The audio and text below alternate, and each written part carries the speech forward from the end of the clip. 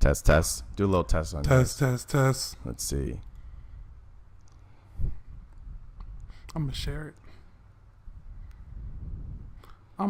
it. And it should. Let's see.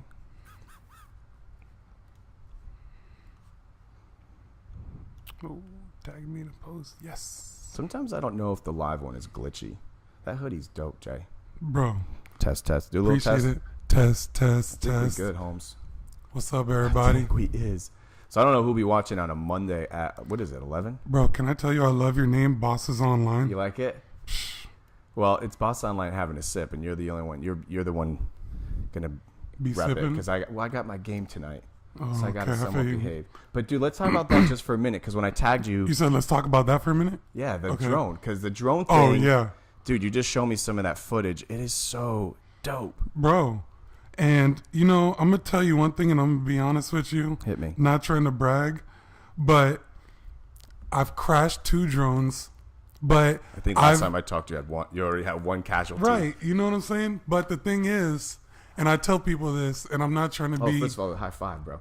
Hey, we're here, man. What's up, everybody? So, Drone, you crashed 2 drones? bro, I one time, well, actually, I crashed 3, but 2 were done for. 1 I fixed. What are they, But- like 15 a piece? Yeah, man.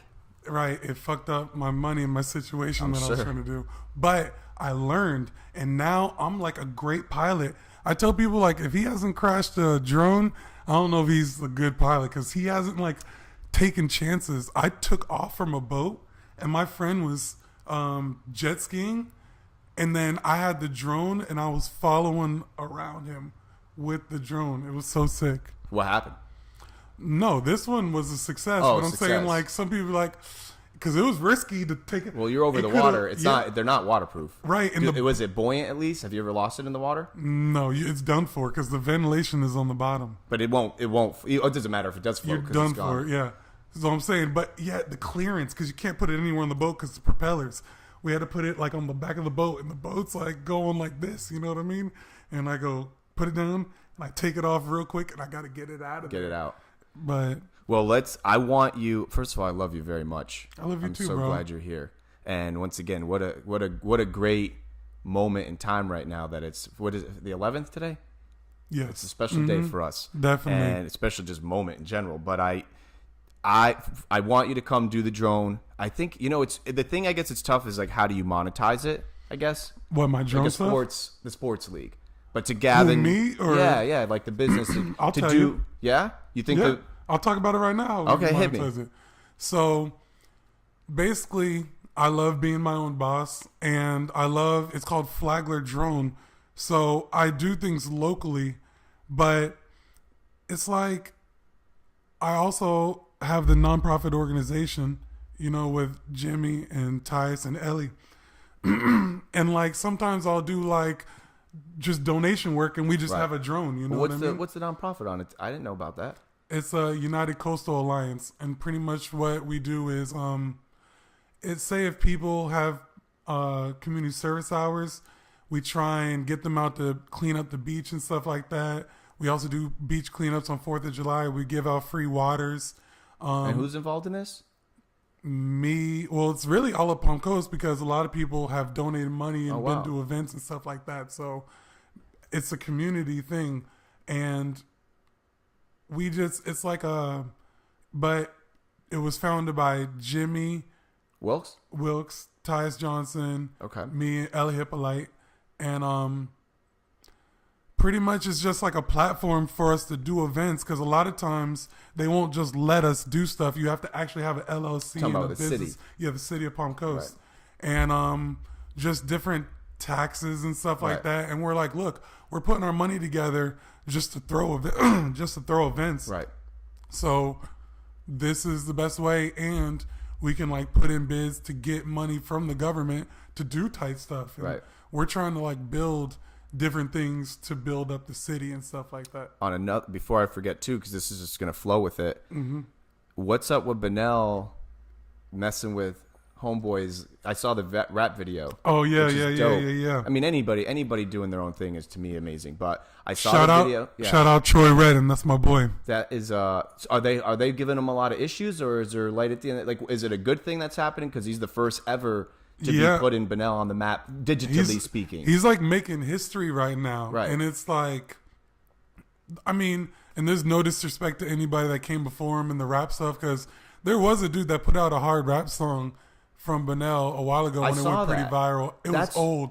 I saw that. That's what I thought they were talking about, this last one.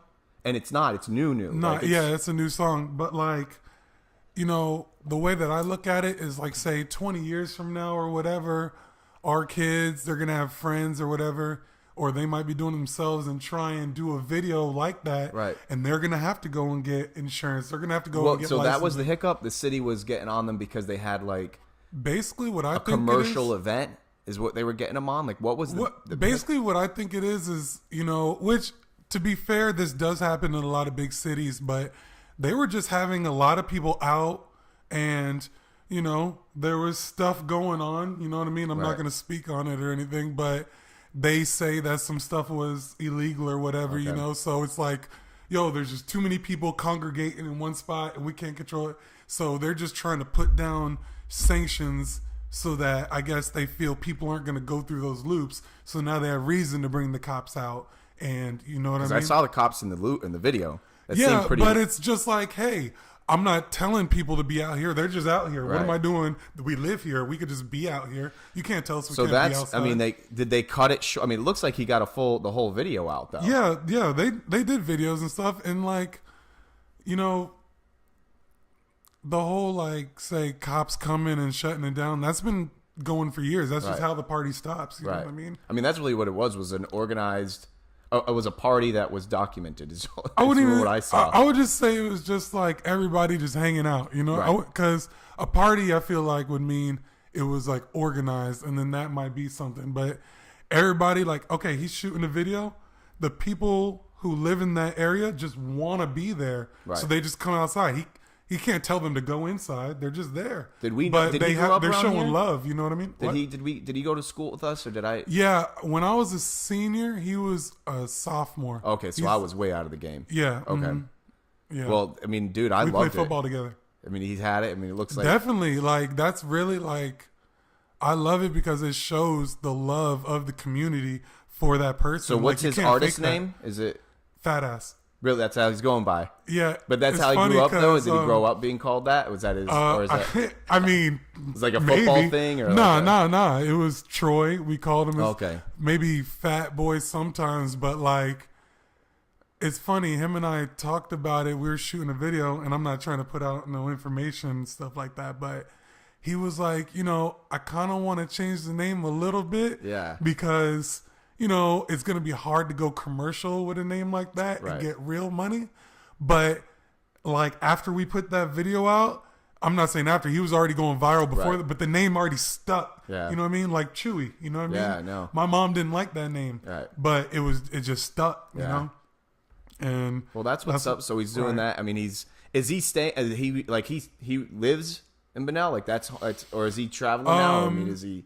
I'm not trying to put out where he lives, but I don't think he lives in Bunnell anymore. Well, it was a great thing. Right. That's where he grew up at, and like family there and stuff. But I think. So did you do some of the videography?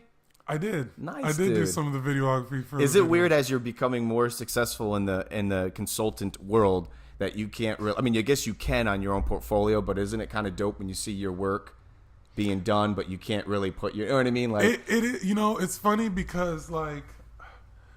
I'm kind of weird about that because the drone company, along with my podcast, they were just passions first. You know what I mean?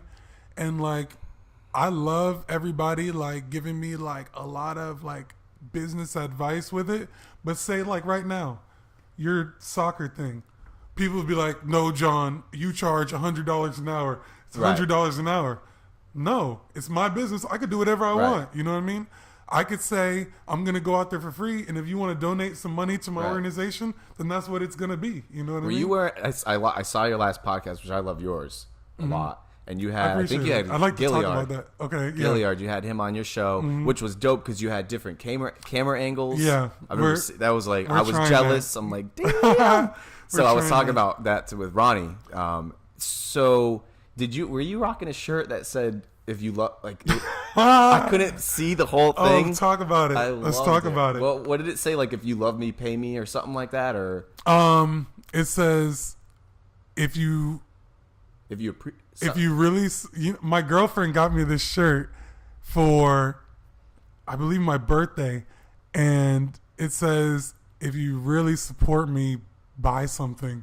Or something like that. Yeah, you know what I mean? I love it. But the shirt's hard. I don't want to mess up, get it word for word, but it definitely said, like, yeah. Well, it resonates with a lot of us as consultants, man. It's funny because I did a podcast before that with a dude who's going to the Olympics for track. You know what I mean? That. Shout out Curtis Mitchell. Yeah. And, like, she got it right before I did that one, but I didn't want to wear that one because I was actually giving him free coast gear and I wanted him to wear it. But that's a little funny. That was a story. dope show too. I appreciate it. That guy's on another level. And I'm just like, so with my podcast, I'm just trying to do it with people who I like genuinely want to have conversations with. You know what I mean? Well, I think that's what. So I have this like, it's been really great. I've gotten a lot of people reaching out to me to ask to come be on the show, if you want to call that. My mom said take the hood off. Uh-oh, who said that? Mama My mom. Uh-oh. Sorry, Mom. Get him, Mom. Thanks, Lisa. My sister said, I think he's advertising Coast Gear. That's what I was doing. It looks good. Whatever. I like the hoodies logo, but Mama Dukes wants to see it. She hey, wants to see it. She hoodies off. But man, it's been great to see the people reaching out. But not every. I've just like with anything else, there's always some disappointment, right? I have had a couple people like not want to come on or been reluctant to come on because they want like a script. Have you had that a lot? Bro, have I had that? You've been rocking your show longer than mine, and you get the like, well, what are we going to talk about? What are the questions going to be? And I'm like, I get that all the time. And like, if I really want to do the episode with him, like the Curtis Mitchell dude, I'll tell him that stuff because like he's sponsored by Adidas. You know what I mean? He's got to keep it right. You know what I mean? And that's no disrespect to him. We opened up and we talked about a lot of stuff, but some stuff might just be inappropriate to where I'm doing one with another people and stuff just flies. You know what I mean? And it just the flow of the podcast. You know what I mean? So did he? I mean, I can't imagine. I guess you got to be really because we are live. We've been doing them live, but you've always gone live.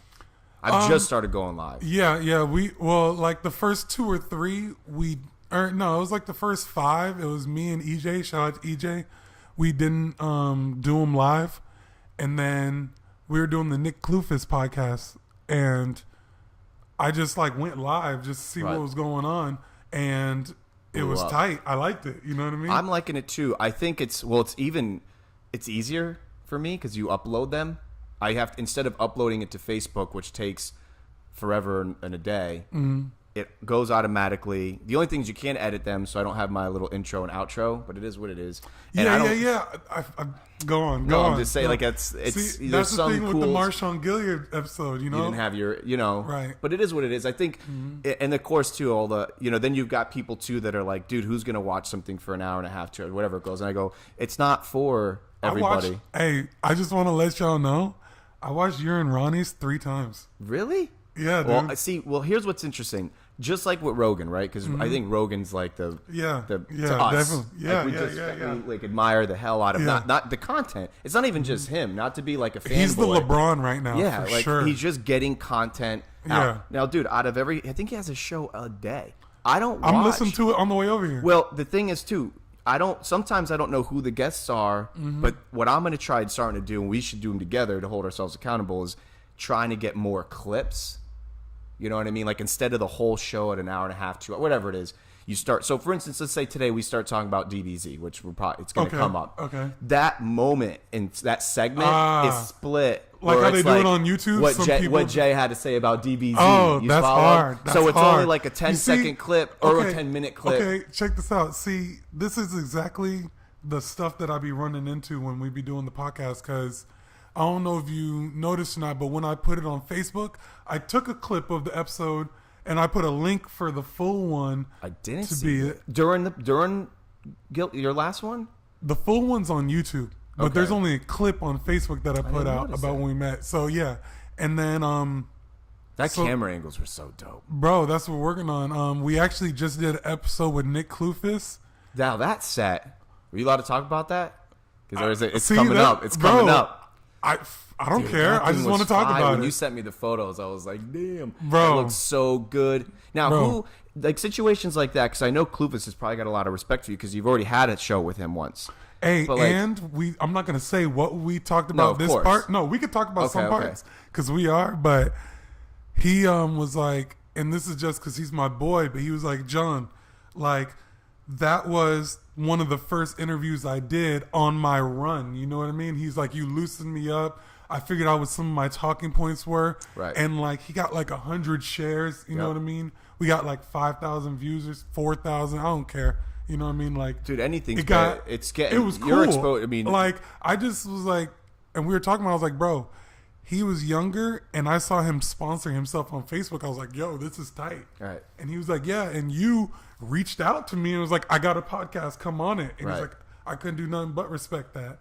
And it was pretty cool. Is he responsible for? I saw that the city was going to potentially be raising taxes on a particular situation to bring more money into the city, and now he's in a lot of the photos of the article. So I don't know if he is responsible, but it sounds like they dissolved that. They're not going to raise the taxes, and they're going to go to more like ideas and concepts of bringing in money into the city. Did you hear? Did he talk about that?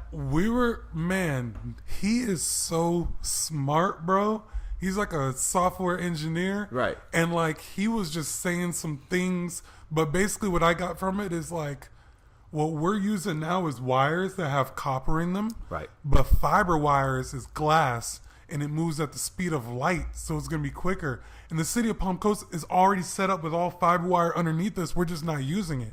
But we could be using it, and they could set up the lights to where it's like, if nobody's there, they're going to be green, and then if somebody comes, it'll turn, you know what I mean? And like, everybody who has businesses here and they're running all slow off of Wi-Fi, Right. like me. you know what I mean? Like, potentially we could be the next like Silicon Valley type stuff. So he's singing. Well, I didn't know much about him until recently, as I've heard more. He's leading about, that thing. He used to be. He's always been like a techie, really Yeah, smart, yeah, thinker yeah. doer. Mhm. Which I give a lot. It sounds like he's doing a lot for. Now I keep obviously being in Flagler. I'm not that in tune with what's going on in Palm Coast, but I'm trying. From what I understand, he's doing a lot of good things.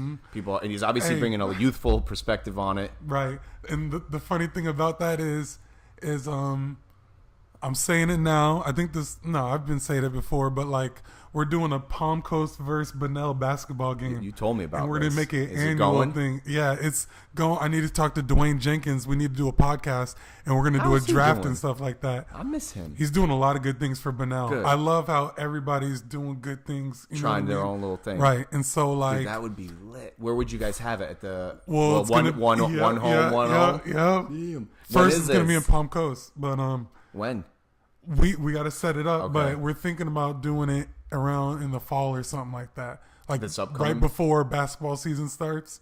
Well, aren't we going into March Madness? Obviously, that's pretty. I don't watch. Yeah, but it's about to be over, but- Ronnie's been texting me now because he taught me who Zion was, and he was in the news for that block. Crazy. Nasty, unbelievable. But what was I gonna say? the tournament. Oh yeah, so I told Nick because I was like, Nick, I think not only is it a great PR move, but Nick plays basketball. Yeah, isn't he tall? He's like 6'3" or something, Yeah, 6'2". he's tall. And then like I was like, yeah, bro, I'd like to draft you in it.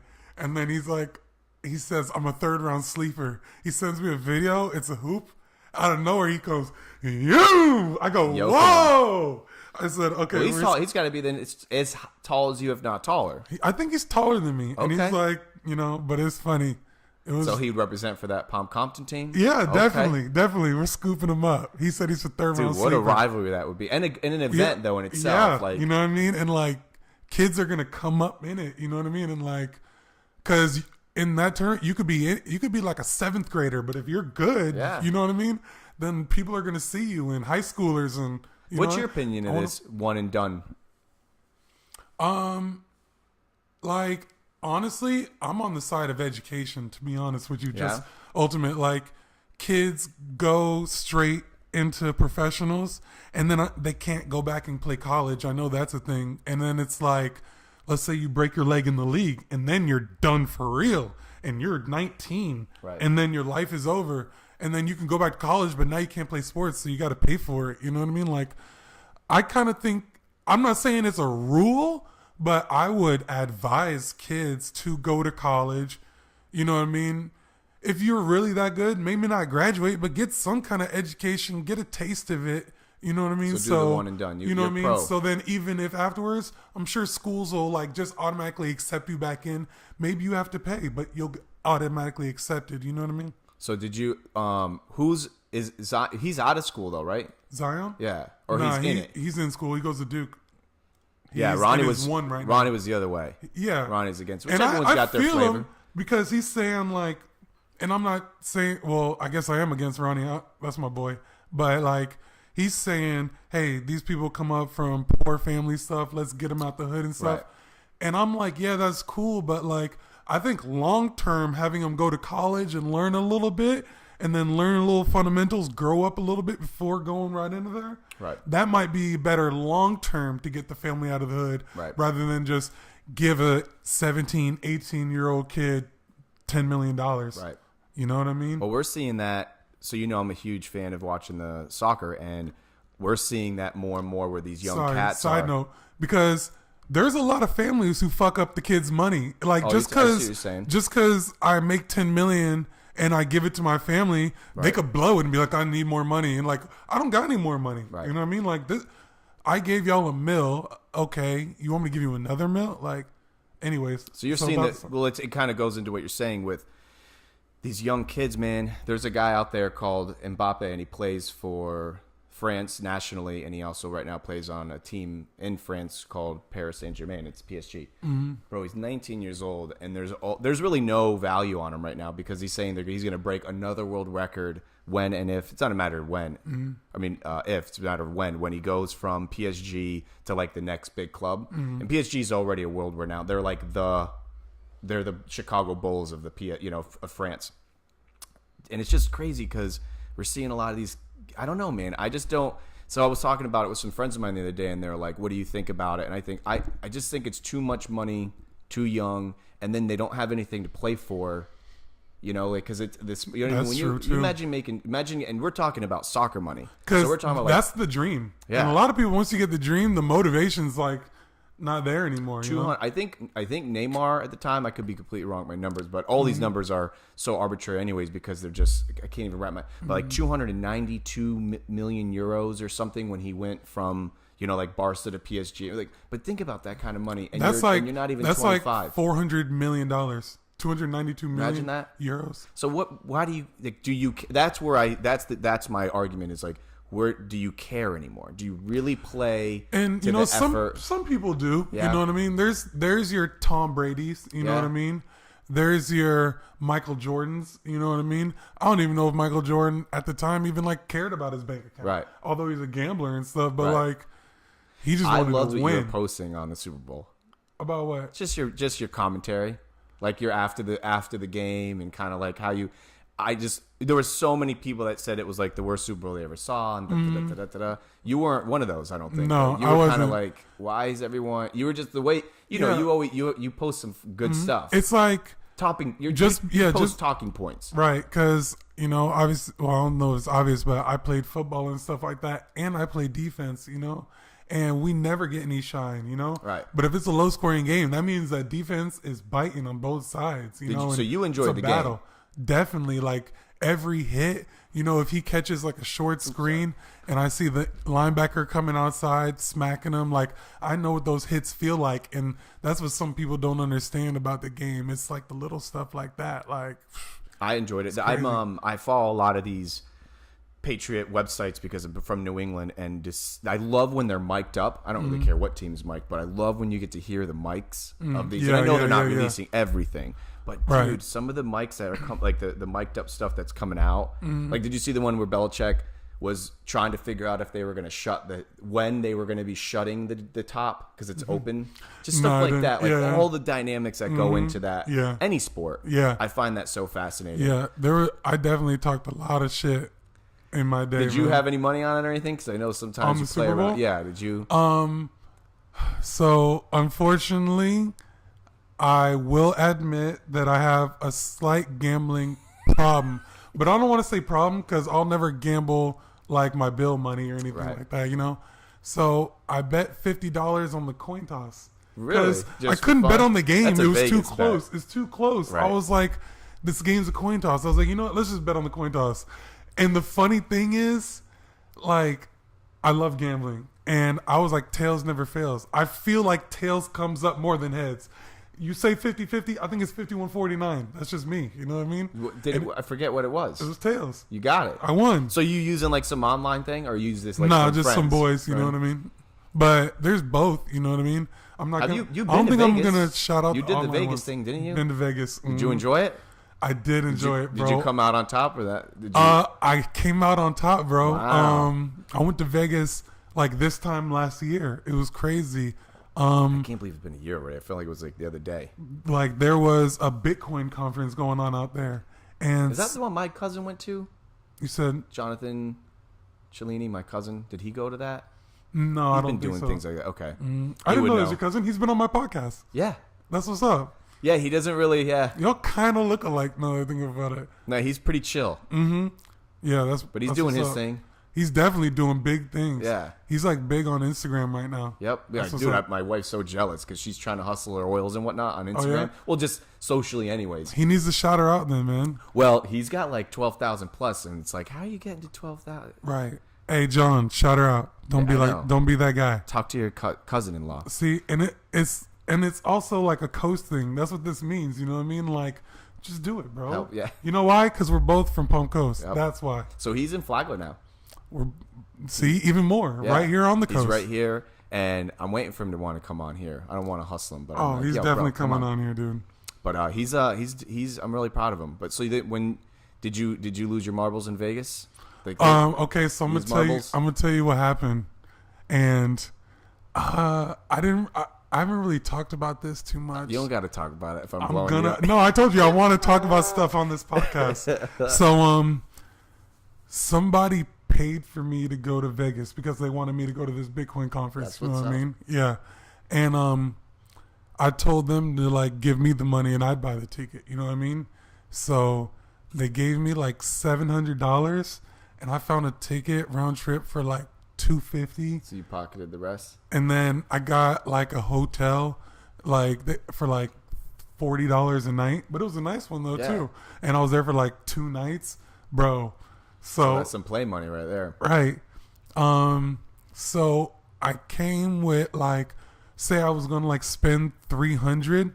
I bet 100 on the Titans over the Patriots because they were in the second round of the playoffs. And if I won, bro, I was gonna win like 1,100 off that $100.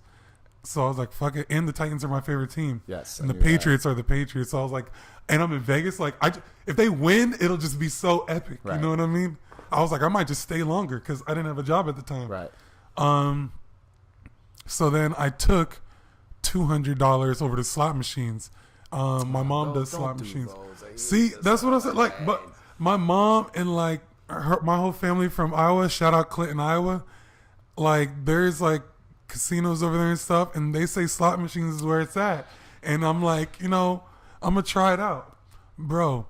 I put like $40 in there. I won $600, Okay, I like them now. bro. I guess you just never know. But look, you got to go to like the penny slots. Right. And the penny slots is where if you play like a nickel, then that's where it's like money at. You know what I mean? Right. And it's just like, I just do like max bet or something like that, or like semi max bet. How long did it take? I mean, you like sitting there vegging out? So, well, the games were going on, the playoffs so or you were stuff. just So you just chilling like, anyways. And then there was like a creepy dude next to me. You know what I mean? Well, it's the slot machines. There's always somebody creepy by a I'm slot saying, machine. like, no, this is like, I feel like Buddy had been watching me prior and he was trying to like hit the lick on me. Probably. That's what I'm saying. Like, he was like, oh man, I seen you earlier, did pretty good. How much you hit for? Like, bro, the fuck, you gonna follow me back to my room? Fuck out of here. I was like, Gotta be nah, I ain't. careful. So who'd you roll with though? 2 people? 3 people? Who? Dolo, Bolo. Those are the best trips sometimes. Hey, aren't bro. They? I mean, you're a little lonely because you want to, you Right. want to play something. But once you learn about yourself. You know what I mean? Even Actually, if you're I in went the before terminal, this because I remember I was single at the time, but I just wanted to make that But clear. those are still- I was single at the time when I went to Vegas. There's so many good disclaimers in this one right now, right? Right. I was this, I was that. Hey, but and those, I was unemployed. I didn't work for anybody. And I can't believe it was a weed's year ago legal already. over there. I swear, I thought it was like not too long ago. But people be doing that a lot now. I have a bunch of friends that just go there, especially during high times of like games and whatnot, to go gamble and have some fun. But all right, so let's do this too now. Let's talk some Dragon Ball real quick because I just watched the Broly movie. Okay. Bro. Yeah. I want to talk about that. Here's my opinion of it. This is where we probably lose viewership because no one cares about it. We're going to geek out. But Can I say mine real quick because it's first? Oh, go. Like Dragon Ball, Dragon Ball Z, Dragon Ball GT, Dragon Ball the Super. I'm not really with it, but I haven't even started yet. Like, can't do it. All right, so now you tell me what. That's all I had to say. I 100% agree with you. I think also too, though, John, it's got to be. We are getting older, so we're talking about cartoons, and it's definitely tough to get into. But the Broly movie was so interesting because after it ended, I didn't realize it had been on for an hour ish. But they fit so much stuff on, but they kind of missed. I don't know. I feel like they gave us a lot of opportunity. That's what I'm saying. Like, where are we? It was so. Why fast. is Goku dead? Yeah. Why can't he come back? It happened really fast. But overall, 2 thumbs up because now we've got more to watch, and I'm a huge. I didn't Broly's know his dad, right? Broly is the son of. Oh man, now it's gonna be interesting. So Vegeta, He's the first one to turn in the ape form. Vegeta's planet, his dad had the Namek. No. It was actually like I think it was Vegeta. I think. Oh, I think it was called Planet that. Vegeta.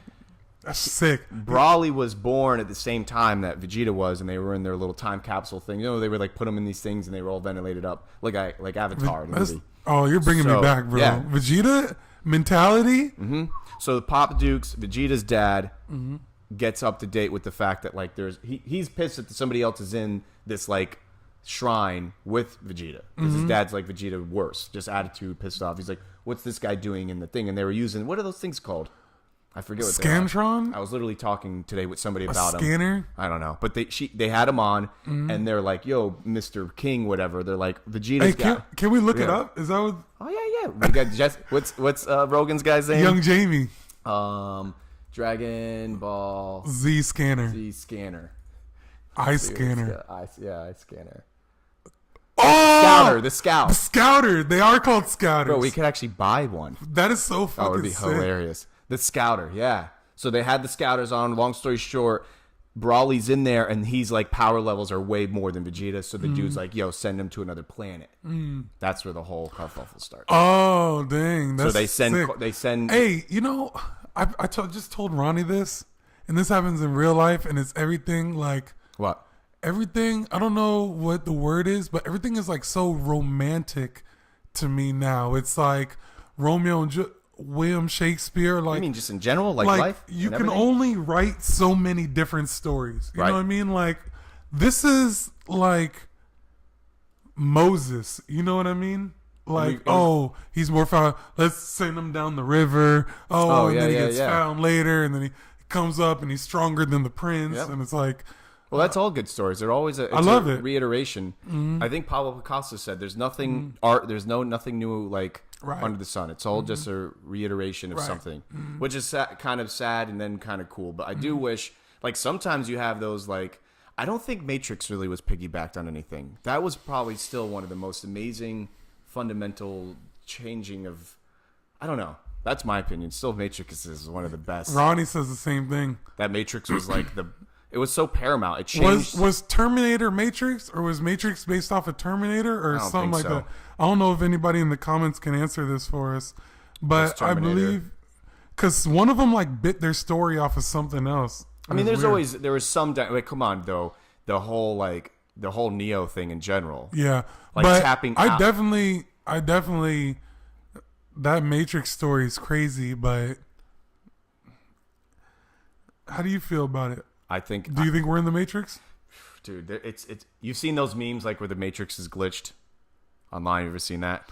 So somebody like the world, like there's like seriously like something just weird. It's like it's funny. There's like baloney spelled a different way or something like No, that. not Oscar just Mayer. that. That's what Oscar Mayer yeah, spelled no, differently. those are even that's even more trippier. How we Nelson Mandela effect, I think it's called. It's exactly what it's called. That is super trippy though. Have you there is one. Isn't there a cereal one? I think there's a bunch of them. There's products at the Nelson Mandela effect. That is really Yeah, Ronnie said they are connected. Sophia Stewart wrote The Matrix. Terminator is when Neo was a little kid. So which story came first, Ronnie? Ronnie's young Jamie right now. he's a, Right? Hey, fun fact. This is gonna when everybody's like rich and famous and stuff like that. I wanted Ronnie to be my young Jamie in the beginning, but we're both just too busy. You know what I mean? I was so happy to finally have him on the show, and you. Ronnie's my brother. I think he This was is the a- tipping point where I was like, "Ha! If I have Right. him, I know you were going to come," or vice versa. 'Cause Hilarious. for a minute, You're sick. You were You're a well, sick, of course. sick I was person. like, I knew you were going to come no matter what. I Right, don't care if I right. was going to hunt you down, bro. Like, Right, I'm right. remote. I would have plopped this in your truck driving with you one day. If That's need tight. Be. That'd be sick. But when he came, I literally was like 110% guaranteed he's going to like. Jonathan's watching this right now. I and he's was. gonna be like, I I'm was. coming. That was creepy. But what I'm trying to do, man, is like, have you gotten good at doing the 4 guests? Because the mic input's become an issue. I just Even- didn't have mics before, but I was using so everybody was heard off one thing. Right. But I need mics. I need a setup. But I'm about to get a 6 setup right now, dude. It's so tight. Now I'm that so setup hyped. that you did with Kloofus, is that yours or was that stuff that Nah, the city stuff? that was over at 10th Voyage Studios, Xavier Gonzalez. I love them. Right. And They that don't was do their show anymore. I don't know if they do or they don't. And I was showing Nick Kloofus before he came that what's it called? About their studio and stuff, and he was like really impressed with it. Dude, I love that. Yeah, it's That tight. little show. What was it called? The voiceover show. The voiceover show. Well, Xavier's hilarious. They got and mad views. They have like I looked. They have 900,000 views. Well, they almost a had million views. they got some pretty legitimate people on there. Didn't they have They had somebody on there, not the SpongeBob guy. They had someone in the SpongeBob. I think the guy who does like the pilot or something. But I mean, those yeah. are They have a legitimate- lot of people like League of Yeah. Legends and stuff like that. But I just want to let everybody out here know that 1 million views on YouTube is $20,000. Is it? Is that what they? Well, you can't monetize until you have 1,000 subscribers. Yeah, they have like nowhere a near lot. No, they have Yeah. a lot. They have like 9,000 subscribers. Are you really focusing though on? Because I have a lot Nah. of people now, which is flattering. But like, if I'm out and about a local watering hole here, and they'll be like, "What's your goal?" You and know, I'm like, I don't even exactly. know, man. I'm so I glad have no I'm clue. so glad you talked about that because there's this person that shout out to my boy Frank. Hey Frank, your shirts are done. My bad, I haven't hit you up yet, but he got some coast shirts and they're Okay. done. I took a little bit longer, but I love Frank. He loves me. He knows how things go and they're done. But what happened? People asking you what's up. Like, Yeah. what are you doing this So he was like, yeah, you should follow this person on Instagram. They come and use the studio that he uses. So I follow the person. I see him. And, sometimes they do the question things. And I'll just ask them questions like, what do you record your podcast on and put it up on iTunes with? And they said Audacity. I'm like, okay, cool. That's what I'm going to check out. Then I saw their setup. It was very simple. And it was what we just did. It was a white screen in the background with her logo. And then it was 2 chairs, whatever. But I sent her a link. I was like, yo, check out my podcast. And then I was watching her Instagram thing and she was like, yo, somebody just sent me a link. It was check out my podcast. And they were she was like, yo, there's a million podcasts. Why would I check yours out? I'm like, that's fine. You know what I mean? They're like, you got to give me some bullet points. You got to give me some blah. You got to give me some whatever. Let me know what it's about. And I was like, I'm not going to do that. You know what I mean? I was just sending it to you. You could just click it. You could not click it. I don't care. Right. I'll tell you this. If somebody sent me that, I'll click it. I'll check it out. You know what I mean? And I'm not saying that they had to do that, but I get where she's coming from. But honestly, I can tell from her podcast that it's a business. It's a business. Yeah. She hits key points. She talks about pop culture and stuff like that, and that's cool. Go for it. But that's not what I'm doing. I just do what I want to do, you know what I mean? And like have who I want on there and stuff, and they can do whatever they want to do, they can do. Like I talked to somebody one time and they said that it might be a problem or whatever, but I want to have a homeless person on my podcast, but I was going to pay them like 50 or $100 to come on there. And this one homeless dude, I was cool with him because I deliver beer and I see him all the time. He was like, would you care if I drink beers on there? I was like, I don't care. He's like, would you care if I shot heroin on there? I said, to be honest, bro, if that's like what you want, if that's what you want to put out there, you're your own person. You know what I mean? But I don't do it. I don't want you to do it. I'm going to tell people that it's not good. You know what I mean? And like, but my podcast is all about the real, you know what I mean? And you just said this to me. So that's really how you feel. Am I going to censor you until you know? Right. Like, you know what I mean? If you're really going to ask me, I'm going to tell you do whatever it is you want to do. But like at the same time, I'm not going to allow you to be like racist or any, I don't know. If someone's racist is one thing, but I'm not going to allow you to attack anybody. If someone's going to talk shit about you, I'd cut it off. You know what I mean? But it's just, that's where it just gets like weird. You know what I mean? But I think that's also where Howard Stern became the Michael Jordan of this shit. You know what I mean? Because even Joe Rogan talks about Stern is that dude because he pushed the limits. And I'm not trying to push the limits, but that dude actually asked me that. You know what I mean? Right. I didn't tell him, hey, do this. You know what I mean? Like, this is what he does. You're about to give me $100? Right. Well, you know what I'm going to want to do. Right. So if you want me to come on this podcast, that's what I'm on. I was like, fuck, I don't know. Did you hear what they did in they got going on in Daytona and I keep wanting to swear it's Ormond too, but Daytona came out with a new ordinance now between X amount of hours. It's a $200 fine immediately if you get like I'm sure I've seen that like in the intersections or something like the panhandle rule or whatever. Yeah, it's something going on, but I guess it's however if you want to consider it working, it worked to where they're not there.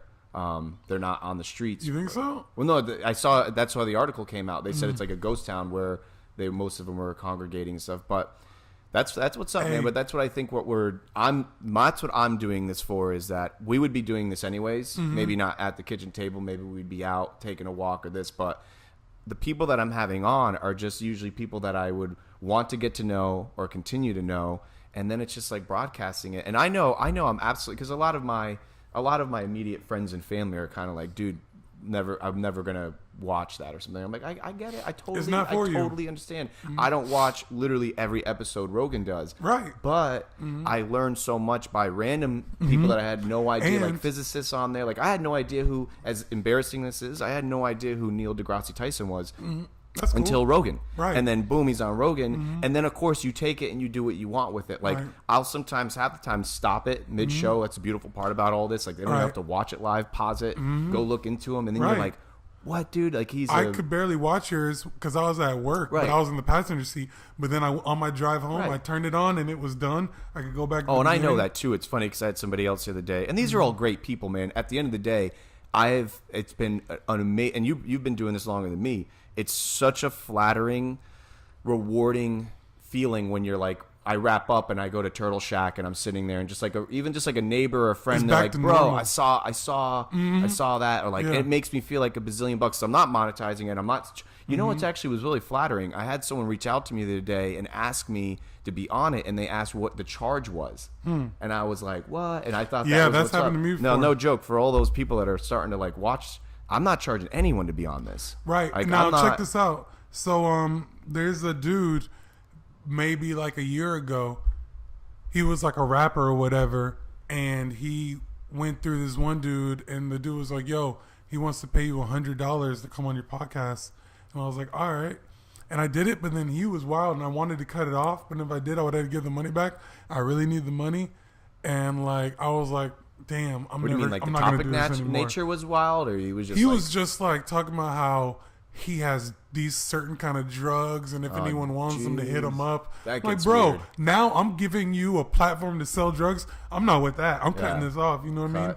But like, you've always gone live for the most part, except for the maybe first two. Have you ever had an issue where that's the only thing I have been doing?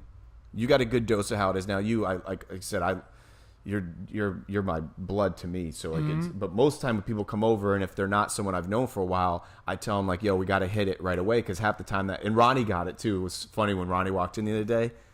I almost got sidetracked for a minute. I was like, yo, how you been? And he goes, no, hit it, because he knew like we're gonna start talking about the show on here. But I'm just sharing it I've never had do what you got to do. I've never had an issue yet, but I have been clear with like, listen, we're going to be live. You got to be cool with that. And it is weird. It is. You could say the wrong thing. I don't think Rogan's live. There's like a buffer. There's a big buffer, because he had homeboy from Blink 182 on the other day. Travis Barker. Unbelievable show. Love that. I had no idea that he was in a plane crash and all that. Did you know that? Bro, I knew it. But I wasn't really into rock. I just was like, oh, did you hear Travis Barker? Because that was before social media. Yeah. So you just had to kind of hear and be in that. I had no I heard clue about it through like Lil Wayne shouting them out and stuff. Yep. But other than that. Well, what an amazing dude coming out of that. Oh, man. But the point is, he said something during the show that like clearly indicated it wasn't, I don't know what it was. It wasn't something like, I know we're not live. Or like basically, they were talking about Liam Nelson. I don't know his name. Liam Nelson. Like and he's all blowing up because whatever he said. But they were talking about how like celebrities just don't go live. Like if you're a celebrity and you've got like at least 7 figures in your bank account, just don't go live. And actually, I got to tell you, I probably wouldn't be going live either if I had that much liability, because there's so many haters out there that, you know, God forbid you said something, and anything, just dumb. Like, remember that one time I punched somebody in 6th grade and like that, you know what I mean? Like you can't, like, I don't know. No, yeah. I guess that they were pretty much made it at a point that they weren't live, and you can't, like, I don't blame them either. You can't.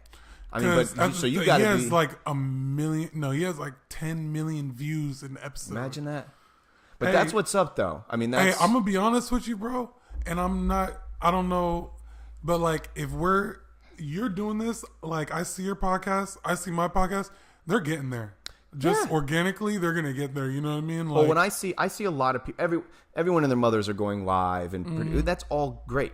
That's the point of this. I sell that. Like I sell the principle of getting online and being seen. Right. So I think it's fantastic. But what makes me feel a little happier is that when I see some of my videos, I'm like, wow, I'm at 1,000. Like Ronnie's at 1,000 already, and you're a big part of that. And that is a huge. And then I see other people post videos, and it's tough. It's really tough to get the. And then here's the thing too, though. I got to tell you, not to sound like I don't care, but I'm not really, like, no joke, dude. Even my business page, my Facebook business page, I only got I'm just kissing maybe close to 700 likes. I don't got like, I'm not billboard status, right? But I know that thank God I've never paid for any likes, so that the people that do should be real consumers or past clientele. So you're like 100 for 100. Yeah, like I'd rather have 5 people watch it that are real, like us, and actually have a talking point and have a thing. But that's where I'm going with mine, is I'm keeping it simple. And dude, I'm just a little guy in Flagler. Like, I'm not trying. Yeah, I just want to talk about things that are like, I'm still trying. So whoever's watching, if you know somebody, I've put out like 3 emails. I've had dialogue with their publicist or somebody important at the FDOT. I got so many questions. Department of Transportation. Yeah, well, they're doing the whole. I mean, you were on it. I'm like staying A1A? Away. Yeah, I'm like petrified. I was scared. I was like, what is going on, dude? Over here? It sucks, and it's like, I just have a few key questions. Here's one question: why would you spend? Well, I guess we did. We built all those walkovers, and now they're gone again. So like, it's like, I don't know. It's really counterintuitive, some of the things that we're doing. But once again, those are those things that I would just like to have some polite banter about and be like, yo, what's going on? How long do we have to deal with this? But that's what I'm doing with mine. Is just talking about random things.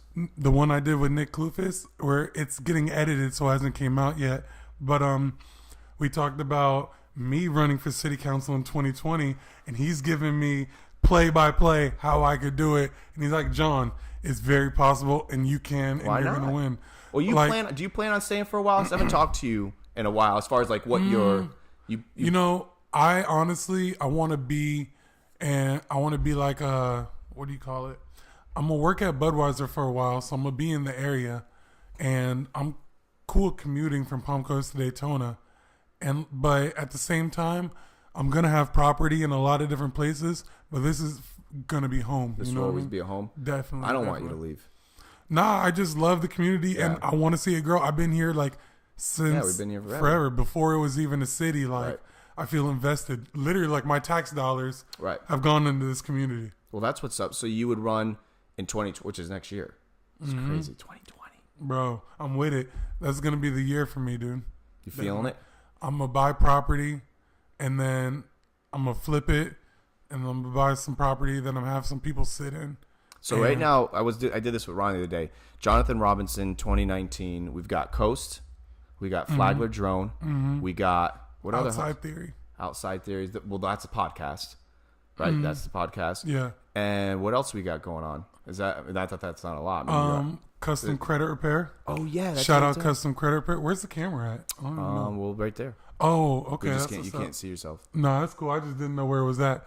Are we? But What's yo, this? what's up, everybody? Yeah, I don't get too carried away on it because then, oh look, Xavier came. I love me some Xavier. He probably got a lot to say about that DBZ. I know he went to see it because I saw him post and he said, "I'm going to watch it." I cheated and watched mine at home. I guess. Nice, dude. So what? Give me like what do we got going on? What's a day? What's a week in the life of? What's your schedule like these days? Like, Okay. Because I haven't talked. This is what it's all about. I haven't talked to you in a hot minute. Which, by the way, I miss you a lot. I miss you too, bro. Things are well with the lady. Definitely. Okay. I love Same my lady. girlfriend, Cherie. Okay. Definitely. I love you. What's up, Cherie? And now I saw you posting. Is that Shout out to Zoe and Zeri too. okay? Is that her? The kids? Yep. I saw you posting the kids, and I knew I was like, that's not Skylar. So Yeah. I didn't know. No, Okay. Skylar's my brother. Kids. Right. So you got a week. What's your schedule like? Because today you have off. Okay? So my day offs are Sunday and Monday. That's cool. You get 2 in a row. Yeah, Sunday's family day. You know what I mean? So That's we what's just up. family day. Don't schedule anything that day. Yesterday we tried to go to the park. It rained. We went, got some food, went over to my house, did puzzles. It stopped raining. I got Zoe a soccer ball for Valentine's Day, but we opened it early because that's how we do. And then we went outside. We were kicking the soccer ball around and stuff like that. And she's like athletic. You know Yeah. what I mean? It's good. Well, what is she That's like? what's up. 4? She's 3? She just turned 3 in October, Wow. but she's like super smart. And then we just all hang out and stuff like that. Zuri is about to be 10 months.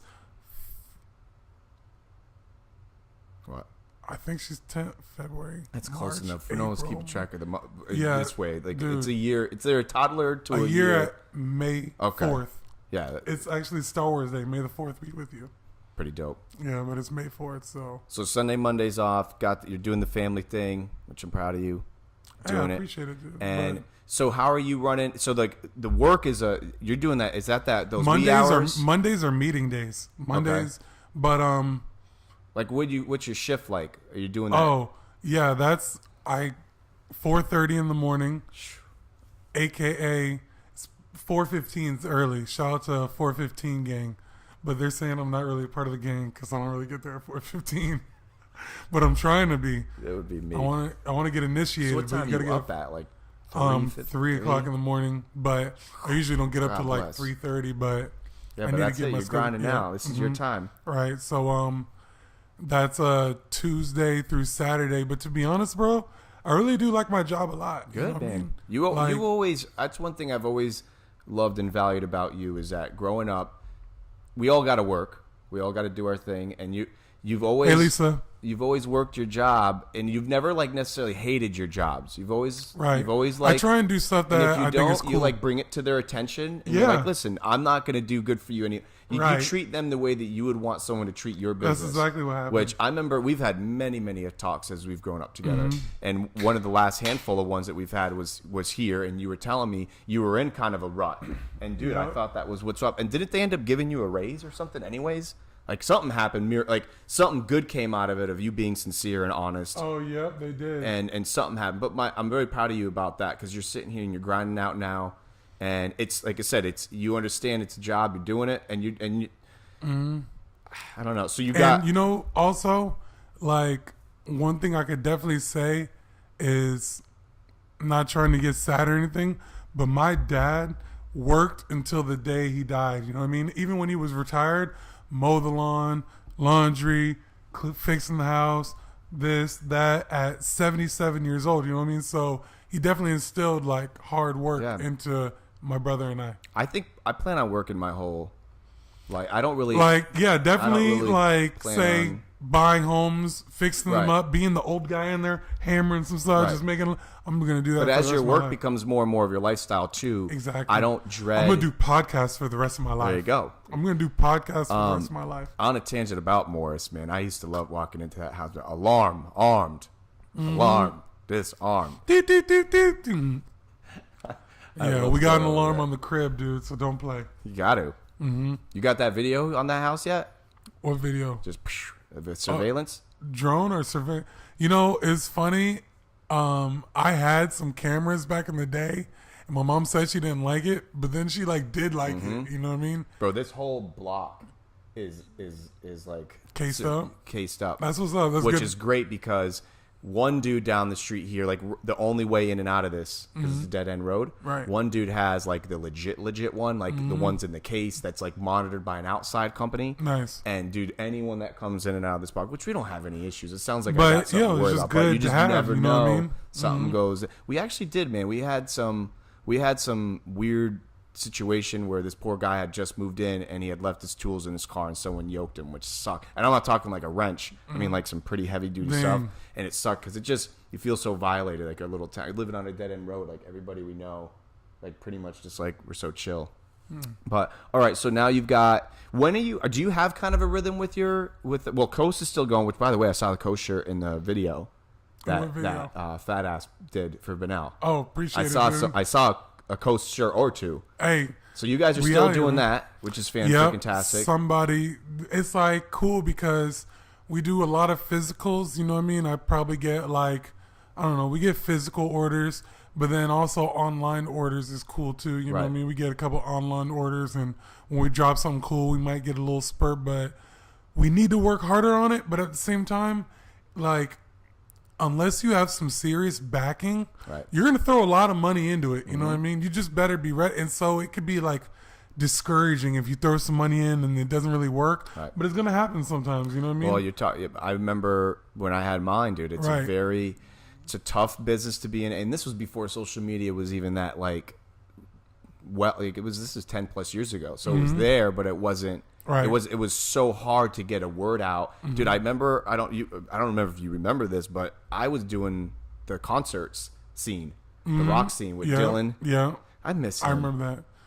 You think he loves us just- anymore? Yeah, Dylan, I love you. He just hit me up the other day, Did he? man. He sent me something from a joke back in the day, man. I really want to find it. I sent him. But we it don't was his talk very birthday. often. No, with I know. us, We're all growing but up. he knows I love. Actually, it's funny. Let's see. He said when things used to be so simple, Yeah.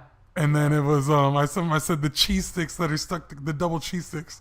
He said with the marinara, that was our shit, bro. Back in the day. I'm just blowing him up because I sent him. Yeah. I had sent him a That happy was birthday. February 2nd. What's today? That was 8. Yeah. I But, sent him happy birthday. He didn't respond, so I screenshotted it, sent it to His him via birthday is Fa- March 2nd. Right, but I had the wrong number. I didn't know I had a new number. But you know I what? remember because 32. But I'm guilty. I don't do a lot of like. My birthday's the 23rd, and he's 3-2. I don't Instagram message people. I feel you. Do you?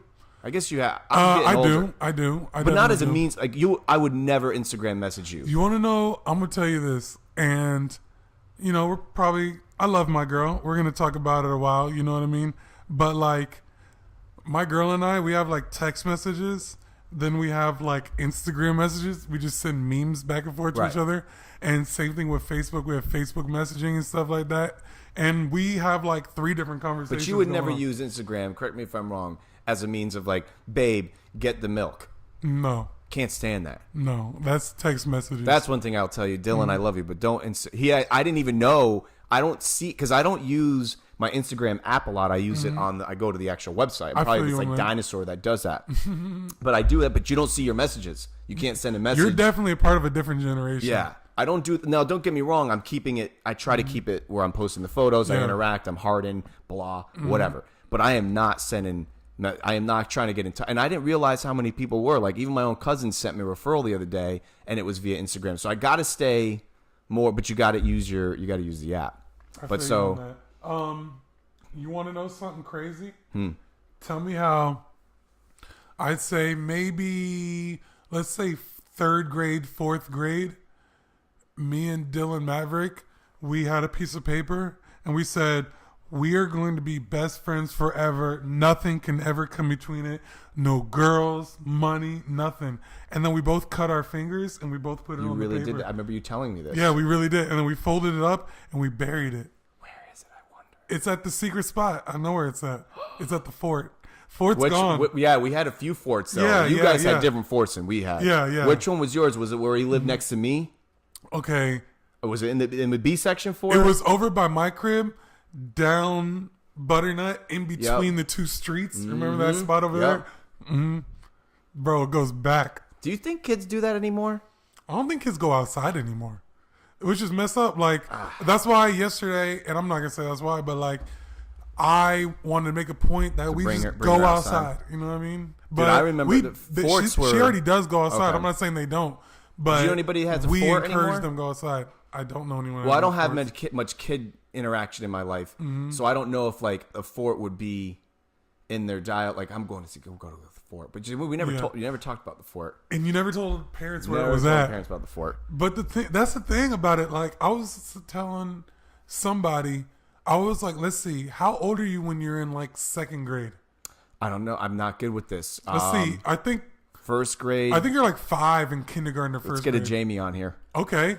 How old? Well, it's state based, right? Because obviously it's different. Say age of 3rd grade. 3rd grader. Look how funny we must sound to people. And all of my friends have kids, so they're probably like, "You idiot." Okay, 8 to 9 years old. So I was 8 to 9 years old, riding my bike to Dylan's house by myself. Now, granted, it's about 2 miles away. Sure, that's right. 8 to 9, depending on the birthday occurs. You're really basically 10 years old in 3rd grade. I felt like I was way younger. I felt like 10th I feel like grade. 6th grade, you're 12 in 6th grade. So I guess 13, 14. I guess that does make sense. Well, that makes 14, sense because 15, I remember going into middle school and you're hitting your teens and you're like starting to get pubes and shit. Like I remember that now. Okay, that makes sense. It just seems so weird. 8 or 9, you're sense. 3rd grade. Now I get why they separate elementary school and middle school. Yeah, that makes sense. You can't have I guess those. they're combining them now. See, that's the problem. You can't have all those hormones in with those little kids. They're getting impressionable at a young age. Well, I think it's a whole mess anyways now. Kids are just a mess. I don't know. Things are just... It's really weird. I don't know. The whole dating scene is crazy. So crazy. I'm keeping... Oh, by the way, I talked with Nikki the other day because she had a Tesla. That's tight. I know. She sold it, though. You know what I'm talking about, Nikki Vat? Mm-hmm. She had a Tesla, and she sold it. I've been looking into them. I don't know. I mean, I don't know. I don't need a car, but if I was going to get a car, I'm really interested in this electric scene, man.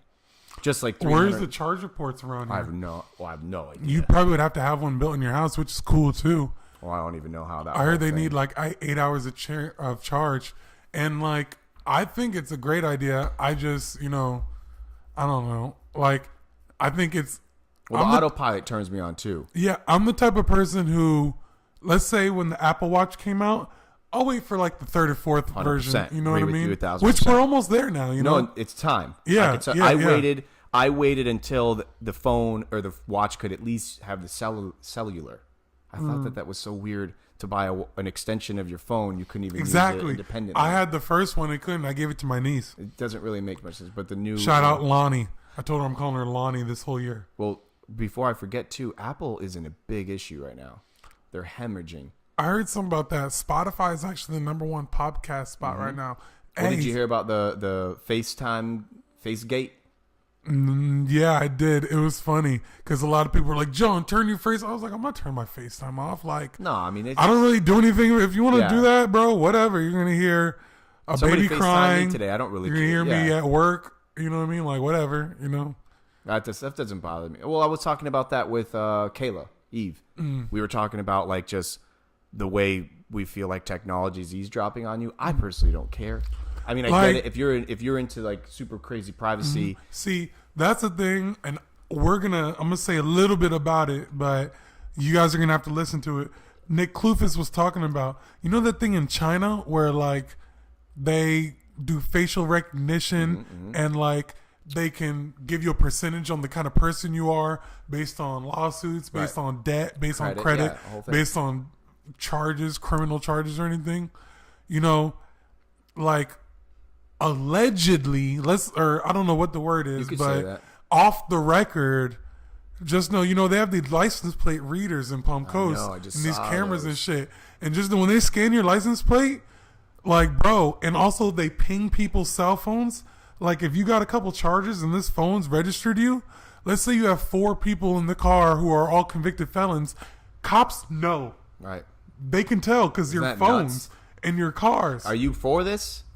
No, I'm not for this. Too You know much, what I mean? huh? Too much I'm not invasion? for this for the simple fact of, like, When does it stop? it's just like, y'all don't control me. You know what I mean? Like, I pay my taxes to you. You're a service type thing. Stop trying to know where I'm at.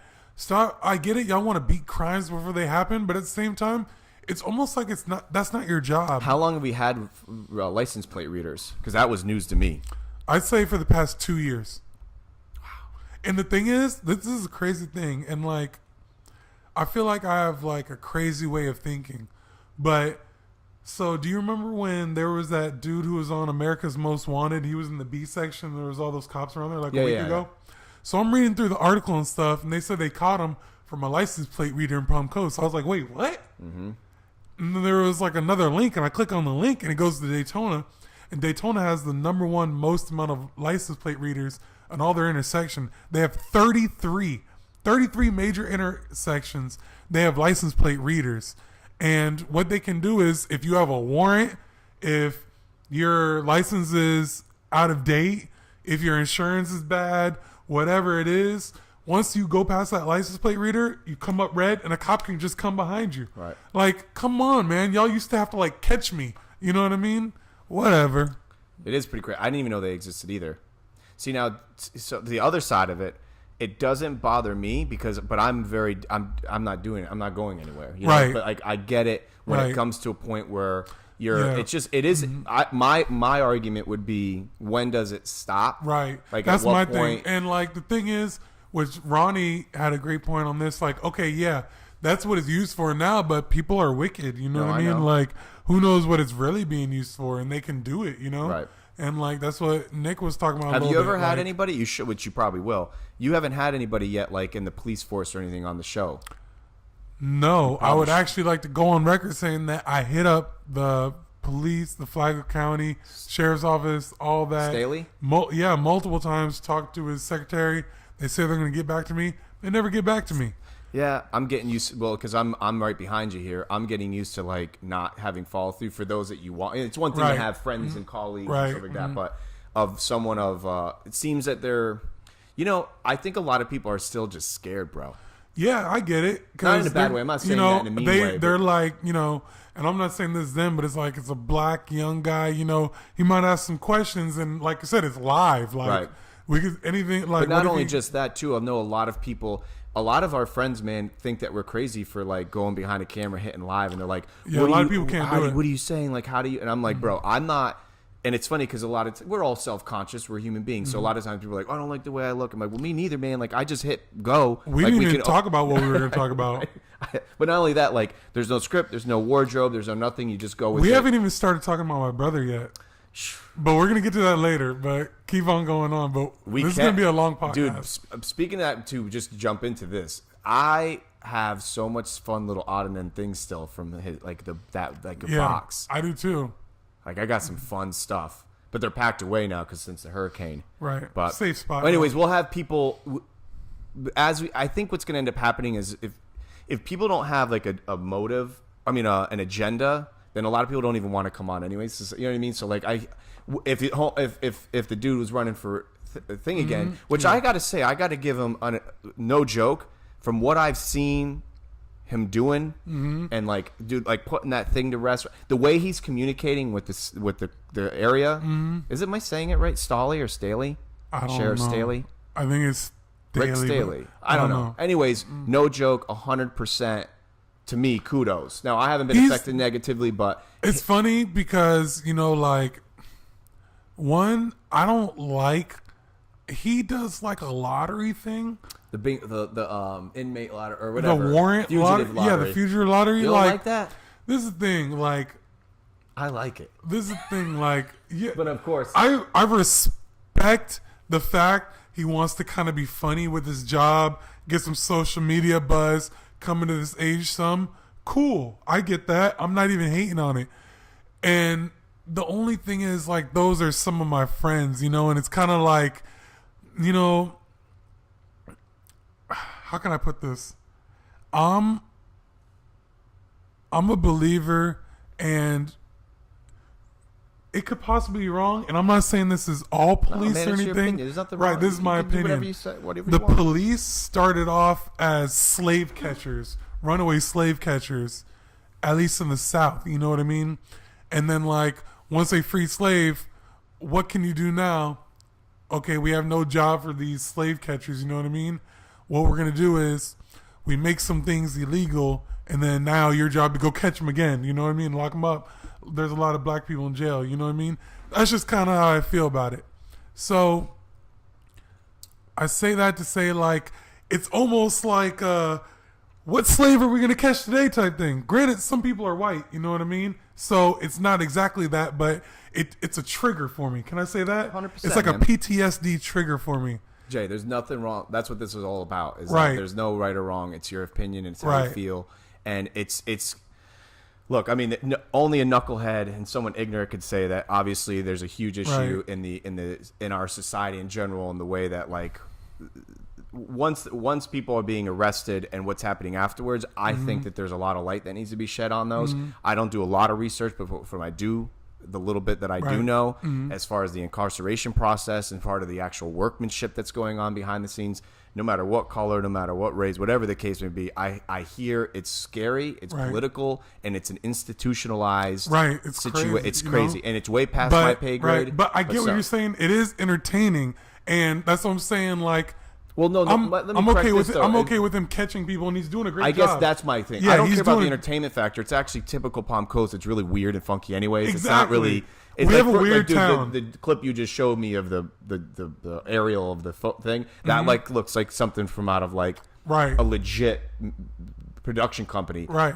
No matter what we touch here, we're just funky little bit. And come on, like my Right. stuff is funky too. But my point is, I do like the fact that it is helping get people off if they're in trouble. So, dude, like, I just think the way he's communicating with this, like, Yeah, our I like town that. is I like dope. that. I like that. When, it's on a social media level, so he knows this is what people are so, going to see. what's his name? I can't believe his name is losing me right now. He was in the B section, and he lives there, and he was posting on Facebook Live that something was going down.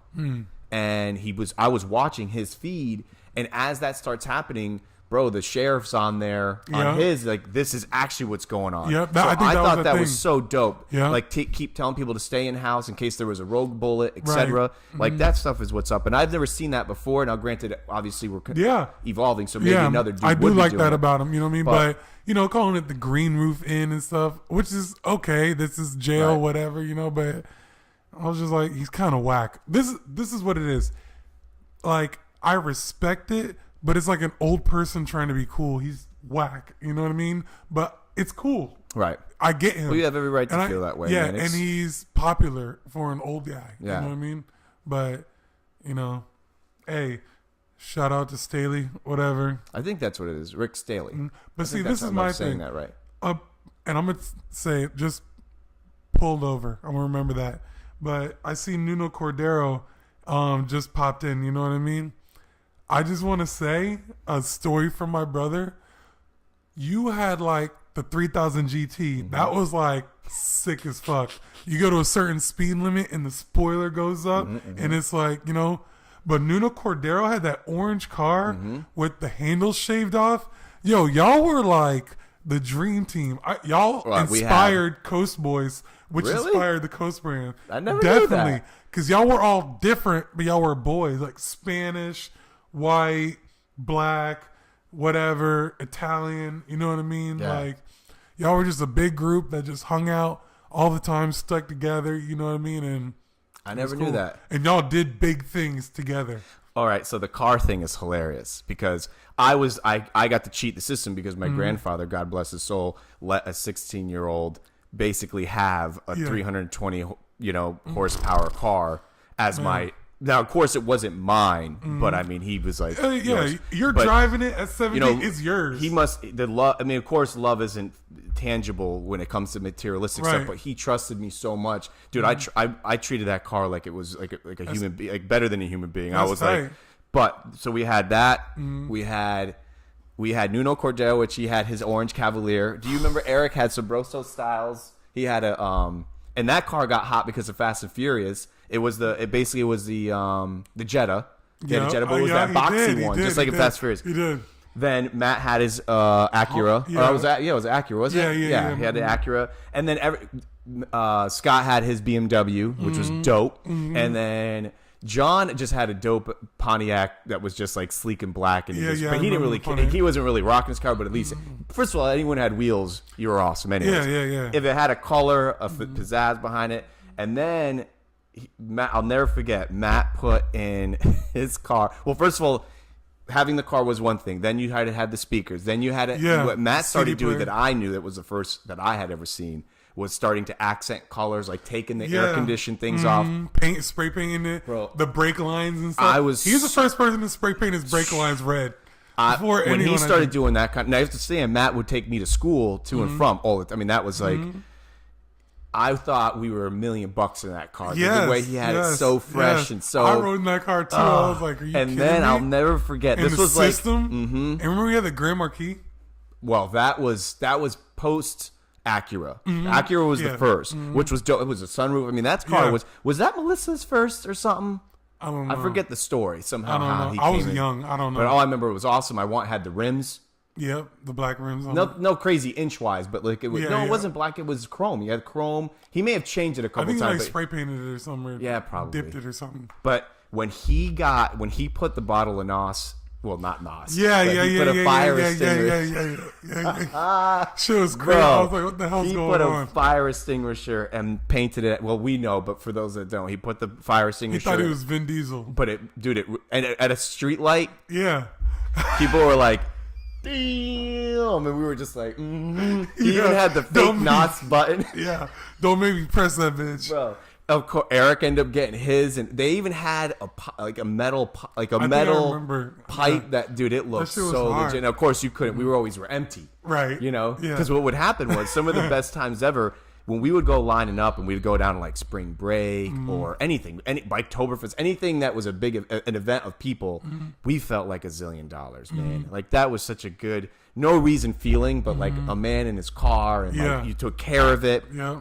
And of course, mine was subdued because I didn't do anything to my grandfather's car because A, it wasn't mine, but B, they were like tuning it, if you want to call it that. They didn't do too much engine work. We didn't know what the hell we were doing. We didn't have the money to do it. He like always held it down though, and I didn't even realize it. But it's like when I got my first car, the Toyota Camry, he's like, "All right, boom." He gave me his old 12s and amp, and I was booming. Shit was crazy. Well, I gotta say, Eric boomed pretty good too. I'll never forget. Eric was the first person I ever knew, and actually last person that had an MP3 player, and that was when. You were like, what do you mean you can play 1,000 songs? Right. Where are you getting all these different mixes from? You could play more than 17 songs? Of course, he thumped too. Him and dude, Carlos actually had a dope car. Carlos had that neon. Was it white? Nope. It was this beautiful, well, of course, I thought it would be. You see that pot right there? Is it green? Not like weed pot, but no. The actual plant pot. You see right there that green? There's 3 of them. Oh, that one to the my apologies. I do remember that color, dude. And he had all the ground effects. Of course, it lasted like 10 minutes. Steak and Shake was the spot. Steak and Shake, that's where we went. I love that. Bixby. Like, Bixby see, a lot of people are like Palm Coast. I'm like, dude, that's. Oh man, I get it, but like I said, it's just like, what's that word like? When things are just like old school. You know what I mean? It's like I don't know what it is, but. Well, we were a simpler dude. I love watching I like that type of stuff. On Reddit. I love when people post. If you have any old footage, by the way, you should post it. If it's not, it doesn't even need to be awesome. Anything. Any home movies do so well, watch wise, because dude, anybody think about it. If you grew up having a cell phone, which we just started kissing into that, but anybody who didn't have a cell phone growing up and you have footage of just life, bro, people love seeing that. Because I saw the other day someone posted just a subway ride to Coney Island. Now, I didn't grow up in New York, but they were wherever they were going, it was like a 15-minute VHS. Well, of course, it was on YouTube, but you could tell the quality was VHS. But to see society back then, to me, I love that type of stuff. It's so surreal to see no one on a phone. Nostalgic. Palm Coast is a nostalgic. Well, for us. Yeah. But I feel like we just grew up in a different era, man. Everything's changing. Like I just watched a documentary about how Japan is changing so drastically to where like no one's getting married, no one's even having kids, and they're guesstimating. Now these are all the whatever they call it, however they, but they're talking about not having like a civilization in like 2082 or something. Like the mathematicals are like no one's having kids and the marriage is irrelevant. I mean, obviously there's some point where people want the family to be together, but I don't know. We grew up in a very I loved it. I think it was the best, the golden age. I loved it. I loved before cameras and security cameras and stuff like that. Oh, dude, we wouldn't have lasted. Well, here's another shout out to your brother because Matthew and I obviously dated a lot, and Matthew, Can you say that differently? Do you mean like each other? Oh no. I guess in today's day and age, no. Matthew had a lot of girlfriends. Mm-hmm. I was blessed with having a good array of some women in my life that just good friends. I would never have been able to. You can't have. In this day and age, if you can, then it's up to you. Have what? But I'm just saying, if you were like one of these multiple females make-out whores, yeah, no. I told my girlfriend that all the time. I was like, I don't got time for it. Number one, number two, it's like, and I don't know this, but like, it's hard. You know what I mean? Like, well, not only it's just not conducive to. Like, I'm not talking about either. Let's clear something up. A soul, a personality, is hard to deal with. You know what I mean? Let alone catering to two different people. That's impossible. Well, no, the dating game's completely changed. Right. The dating game now is, dude, I still have friends now that are chicks that if I call them, I feel like there's this like deer in headlights for a hot minute. No one's used to talking on the phone. Yeah. There's like a... What's up? Whoa. Because it's like... used to a text and being able to take their time. I'm still so old school where like if I got a day free or something and I'm thinking about, I'm going to Turtle to go watch Barca at 3 and I'm going to invite some friends, I'll still sometimes call just to get a definitive on a head count because I'm going to save some tables. And people just are not used to, talking on the phone. That's true. I want to say something, though, about the cop thing that we were talking about before. So what I was trying to get a hold of with Sheriff Stolly or whatever your name is like when you get, let's say, your driver's license, right? You learn about all the signals, you learn about the car, you learn about the rules on the road. But what they don't teach you about is getting pulled over. And that's been a big problem with people and stuff like that. You know what I mean? Like, there's no class. I was like, I feel like I'm going to be in a car. We're going to do a whole setup. I'm going to be in a car. Stolly's going to pull me over. And then we're like, pause. Okay. Am I allowed to do this? Am I allowed to say this? No. I'm going to shoot you if you do that. Okay, boom. Let's put a YouTube video out. So let's at least educate people. This is a way to get shot. You know what I mean? Because kids don't know. No, that's a really... They just don't know. They don't teach how to get what to do when you get getting pulled over and someone has a gun. Like, this is the thing. One time I was at a gas station and it was a fender bender. The dude was in the wrong. I get out the car. The dude pulled a gun on me. When someone pulls a gun on you, like, it's a brand new situation a lot of people have never been in. Right. And you can accidentally get shot. You know what I mean? Yeah. Like, Jay, I think it's a really, really good idea, bro. That's what I'm saying. I'm trying to do it, but they're not fucking with me. How to teach somebody and put it on the internet. They'll be good for them. They'll be the first unit in all of the country to do it with a young black person. Listen to this. This goes right into it. The other day, Camille and I are coming home from vacation. Now, if you know me well enough, and this goes out to like our dudes growing up, Eric we can't stand being hot. I'm talking about sweating hot. Okay, we grew up with no cars with air conditioning, etc. So, dude, we're coming home from that's real. We've been travel day, normal travel day, internationally too. We've been on the road. As soon as I get in the car from this trip, I'm balls done. I'm out. I'm nude. I'm in the car. We're heading home. Air conditioning's blasted. I'm pissed. I'm miserable. I got like a 2-hour drive. I guess you're not. But here's the thing. I don't think it's illegal to be naked in the car. I don't think so. Well, here's what happened, right? So I'm coming home, and once again, she's usually just passed out. Plus, it's late. It's at night. I'm balls out driving, and I'm not flying, but I'm definitely going over 70. Less than 80, more than 70. But I think the speed limit was one of those trippy ones where it hits down to 65. Bro, I get Speed lit trap. up. So I personally, I'll be very honest with you. When I get pulled over, my sphincter tightens. I get. I'm not cool, That's real. calm, and collect. Like I'm cool, calm, and collected, but I'm yes, sir. I probably say yes, sir, 400 times before I even like the windows down because I'm just like, I hate getting pulled over. So I'm getting pulled over, dude. I'm literally as I'm trying to pull. I'm in the highway trying to find a spot where it's like I'm kind of swerving because I'm trying to put some clothes on. So, dude, already I could just tell this isn't good. Before I'm like not even in park, homeboy was like tank. Like in the glass, and they do that like they're that hover over. Jay, I'm freaking. It's stressful. I'm literally like I think I just threw some shorts like over the cock and balls. I was like, and he's like, "What the is going on here?" And he's fuming, dude. He's so mad, Right. and I'm like, "Officer, I'm so sorry, sir. Right. I'm so sorry." And you see how he comes You're right. into the situation? Oh, dude, he was fuming. aggressive. He's angry already. You know what I Well- mean? And I'm not saying everybody's racist, and I'm not even saying that, but like a young black person, like, and I don't even know how to explain it, but if I say the word ignorant, people might get mad, but ignorant just means they don't know. Right. You know what I mean? Like, they're like, have you seen how many black people are getting shot out here? It might run and get shot. You know what I Right. mean? Even though a cop's not supposed to shoot someone who's running in the back, but it happens, and it's happened recently, and it's like, it's just scary. You know what I mean? Dude, I got to say this, and this brings it back to your brother, too. Growing up, now we grew up I want to just say spoiled because we grew up in Palm Coast, so it was going on, but like I didn't ever really have a thing, like I didn't know one way or the other. Like growing up with Matthew was like Right. literally the best thing that ever happened to me because I learned so much from him. But I will tell you this, it was a fact.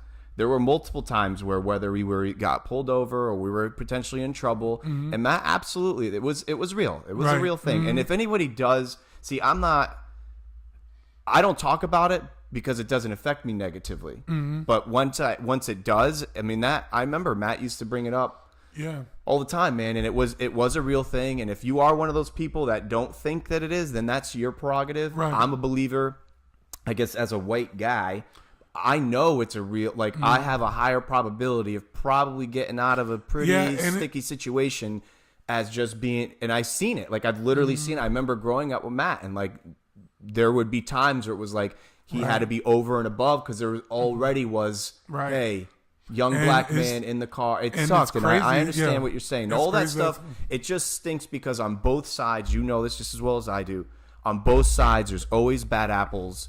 And it's always those extremists on either way that make it worse for anybody else, you know? So, but dude, it was so, I don't know. But that's the whole, just like, you want another Matthew story about how much he taught me and what he did for me. So growing up, I was not really in the soccer scene.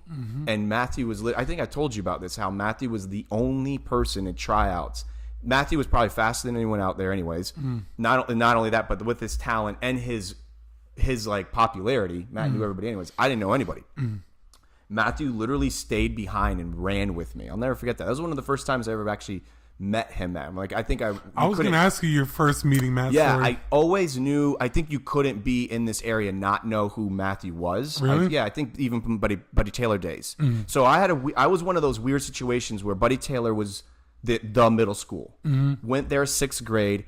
Come 7th and 8th, they had built Indian Trails, and I was the first. They had split everybody. Yeah. It was a really weird time. I was the first one to go there too, 2nd grade. Yeah, really weird, and it was the worst time. And I think anybody's 13-year-old, your life is weird. Yeah. You don't know what the hell's going on. I didn't know what was going on. I didn't really have at that time. Jordan Ent, shout out to Jordan Ent, was like my buddy. Was like my like ride bikes buddy with, and he stayed at Buddy Taylor, and I remember feeling like my life was, dude, talk about a paradigm shift. Just like, whoa, my buddy's gone. Math, I did the middle school thing, and I made some great friends to this day. That's where James Gagliano and a lot of great people from Indian Trails. But then when we got reunited at FPC, Matthew became, and then of course we were neighbors. Technically, remember I was Birchwood, and you guys were the other side.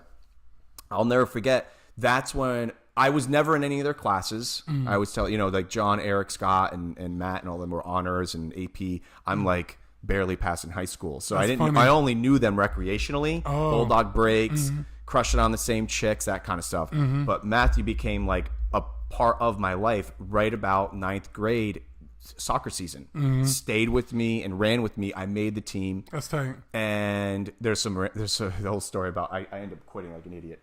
But Matthew, and from that point forward, dude, like I could tell you, I could literally like a laundry list of fantastic stories of the things that everything from like basically started bringing me to school, and like we always crushed on the same chicks. And there was funny. I don't know one chick that never wanted to holler at Matt either. So like that was funny. That was a great thing in itself. But being just learning from, I don't know, he always just seemed to kind of like have this intuition. First, I think the number one thing that I love is that he loved everybody so unconditionally, and no matter who they were, no matter what they were, no matter what scene they came from, like the emo kids or the jock kids. He definitely had a lot of different friends. Bro, he was this like the nucleus of all of it, and I think probably behind the scenes is he probably did what I'm learning to do, and that's one is just love people, man, like unconditionally. Whatever their hobbies are, whatever their passions are,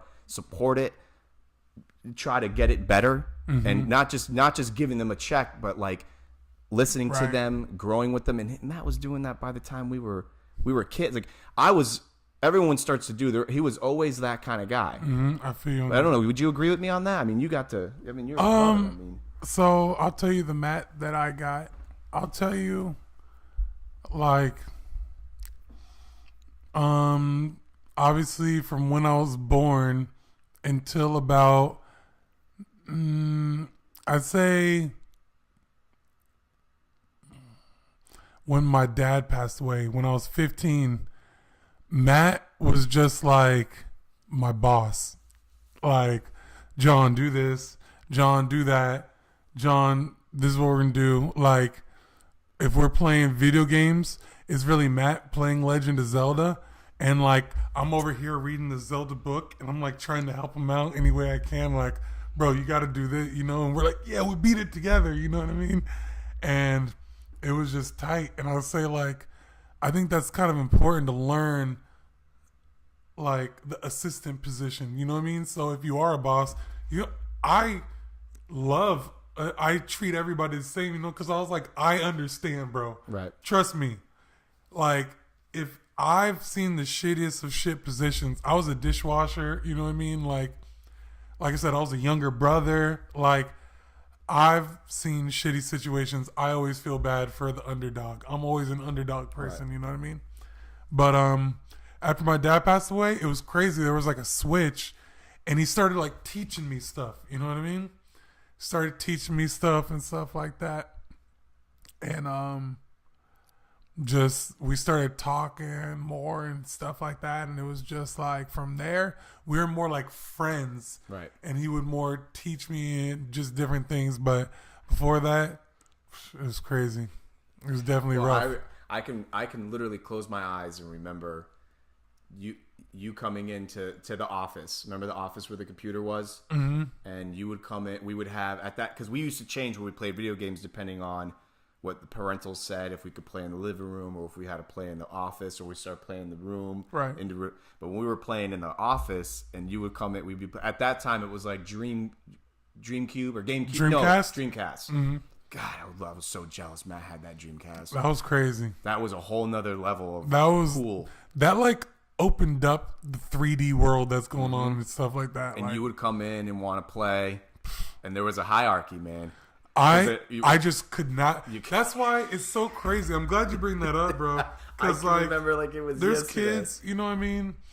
And it's just like, I feel like sometimes we're like, oh yeah, just let them, you know what I mean? Let them use the iPad and stuff. It's like, no. Yeah. And I'm not talking about like my personal. I see people out there like, oh, I can't control the kid or anything. It's like, dude, just say no. You know what I mean? Like, it's okay for them to just not. You know what I mean? Like, it's part of life, you know. But like, well, you got told it's rough no a lot. nowadays. Bro, I got told no. When we started doing Tekken Tag, And you Bro. felt so. I mean, actually, now I grew up with. I have a younger brother, Mike. So shout I used out to, Mike. Yeah, I used to say no a lot too. So I know what it's like. And don't get me wrong, older brothers can be jerks, and like it's like our toy, even if we're not using it, weird, Yeah. and we're just jerks. We'll But break it. We'll delete exactly. something. Yeah. Yeah, you're gonna break it, John. I was That's like, a big, especially back in Zelda days, bro. if you break some, our parents aren't buying us another one. no, we were so. I was trying to tell Camille that the other day. I'm like, people. Now, granted, we grew up very similar. Like, we didn't have our parents worked their rear ends off. Yeah. We didn't grow up with not like we had our pool. Right. We had our toys. Like we. Palm Coast B section's very middle class. Yeah, but what we were not getting Another one. No. I'll never forget when I got N64. Yeah. Whatever year that was. I guess I was. I don't even know what year, but I remember that just like your program with like this is the one. You don't got another. And I was talking to her And about. you get games on Christmas and your birthday. That was it. That was it. Even if you did raise enough money to buy the game, the likelihood of getting brought to the store and being able to spend the money on that game were still slim. Well, then that's when the borrowing thing came into play. Man, I'll let you borrow. Yeah. You get this game for your birthday, and then when you beat it, I'll play. I'm gonna get this game for my birthday, and I'll play it. But those were some of the best. Those were GoldenEye. I can't even talk about GoldenEye without losing my marbles. Seriously, It's the best thing. people are ever like, happened. "Oh, you're not good at GoldenEye." I said, "Don't even bring it up." It's not even a joke because okay, so now this is colored where pencil? the tapples come in, because remember when you could do old grenades.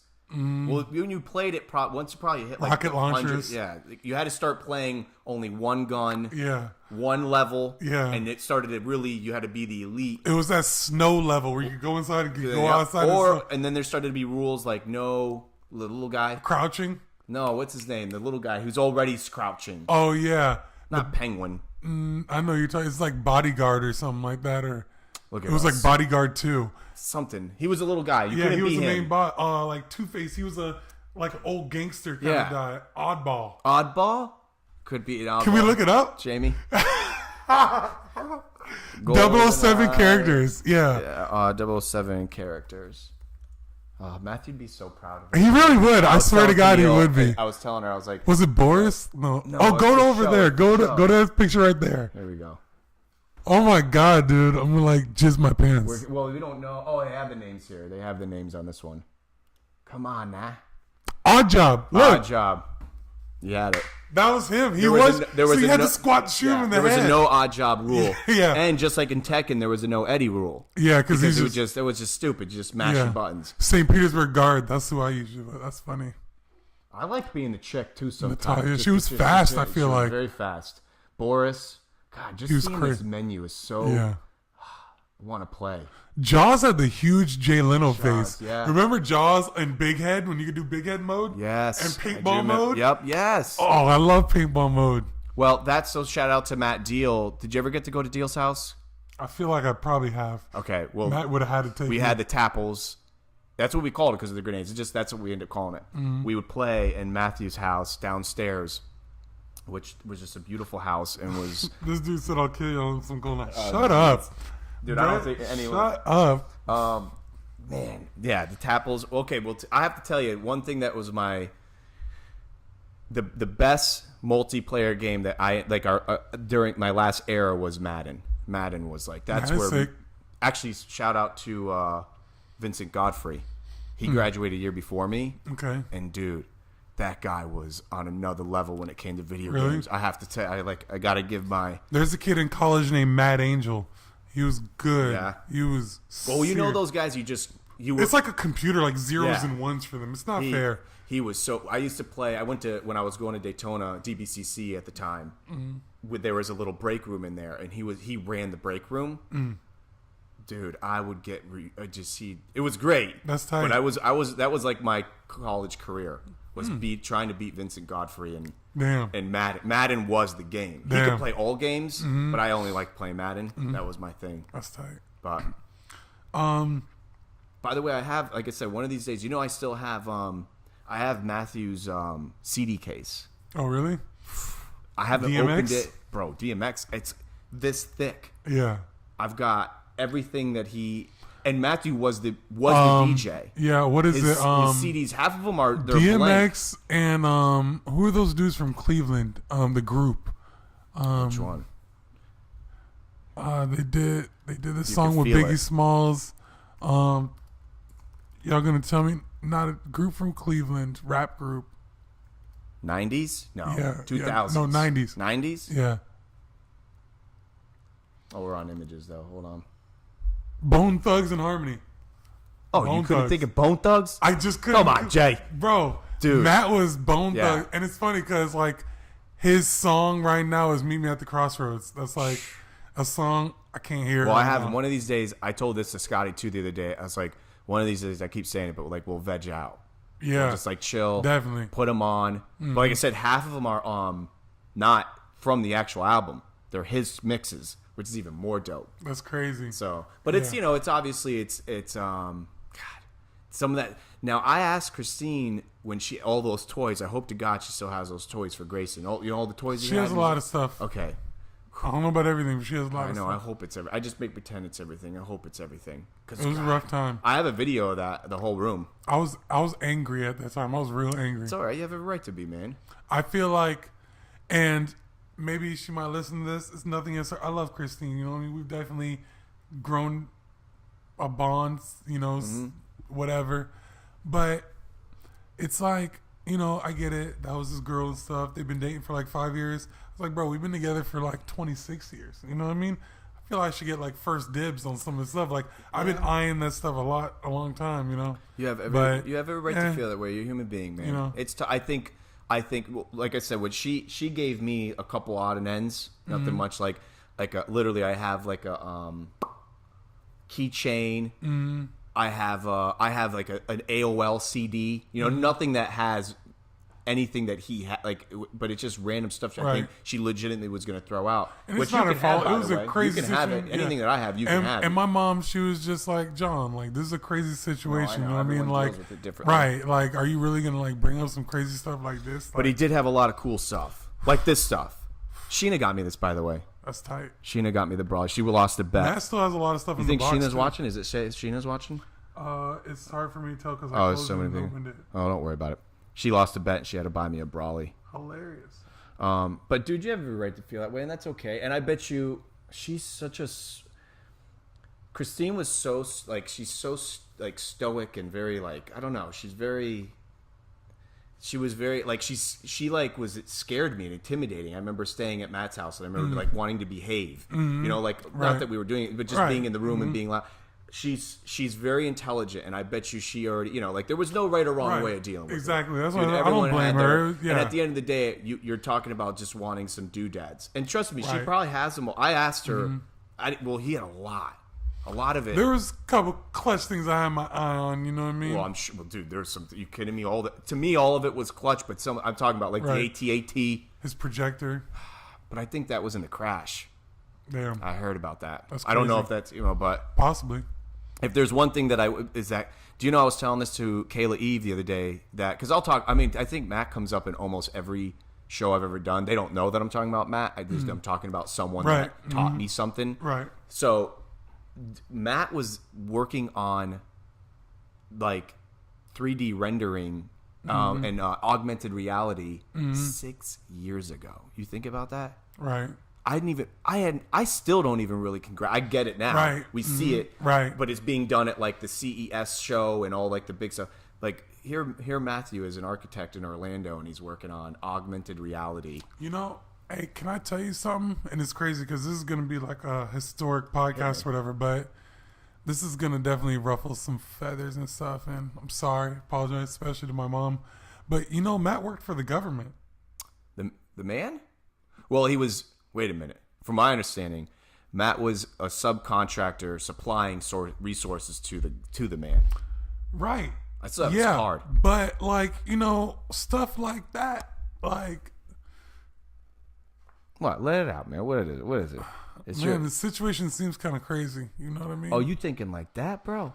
I don't know, man. Well, you have every right to feel Some that Tupac way. type stuff. You know what I mean? And let me just tell you this, bro. We can even talk about it on this podcast, but I talked to Matt the day before. You know, he called me out the blue. And we didn't really talk that often. You know, he's like, man, I love you, blah, blah, blah, stuff like that. Not saying he did it on purpose or anything like that. I don't even know if he died. You know what I mean? But it's crazy, bro. You thinking some crazy stuff like that? Which you have, at least I don't mean to even call it crazy. You're a grown-ass man. I love you. Crazy. I know what you mean. It's some conspiracy theory. Yeah. I think it's a conspiracy theory. Well, look, life wouldn't be worth living if you're not thinking. So if that's what you're thinking about, right. Now you have to understand, not everyone's a free thinker. Right. And you have to understand too. Right. You're a Robinson, and you guys are thinking usually 10 times faster than the average, because you're a dreamer, you're a doer. You tell me, you know Matt. Matt was gonna work his whole life for his kids. You know what I mean? Whatever his dreams are, whatever, he's gonna do that. But he's also gonna work. But he's gonna work overtime for his kids. You know what I mean? So at the time, Christine, we didn't know it.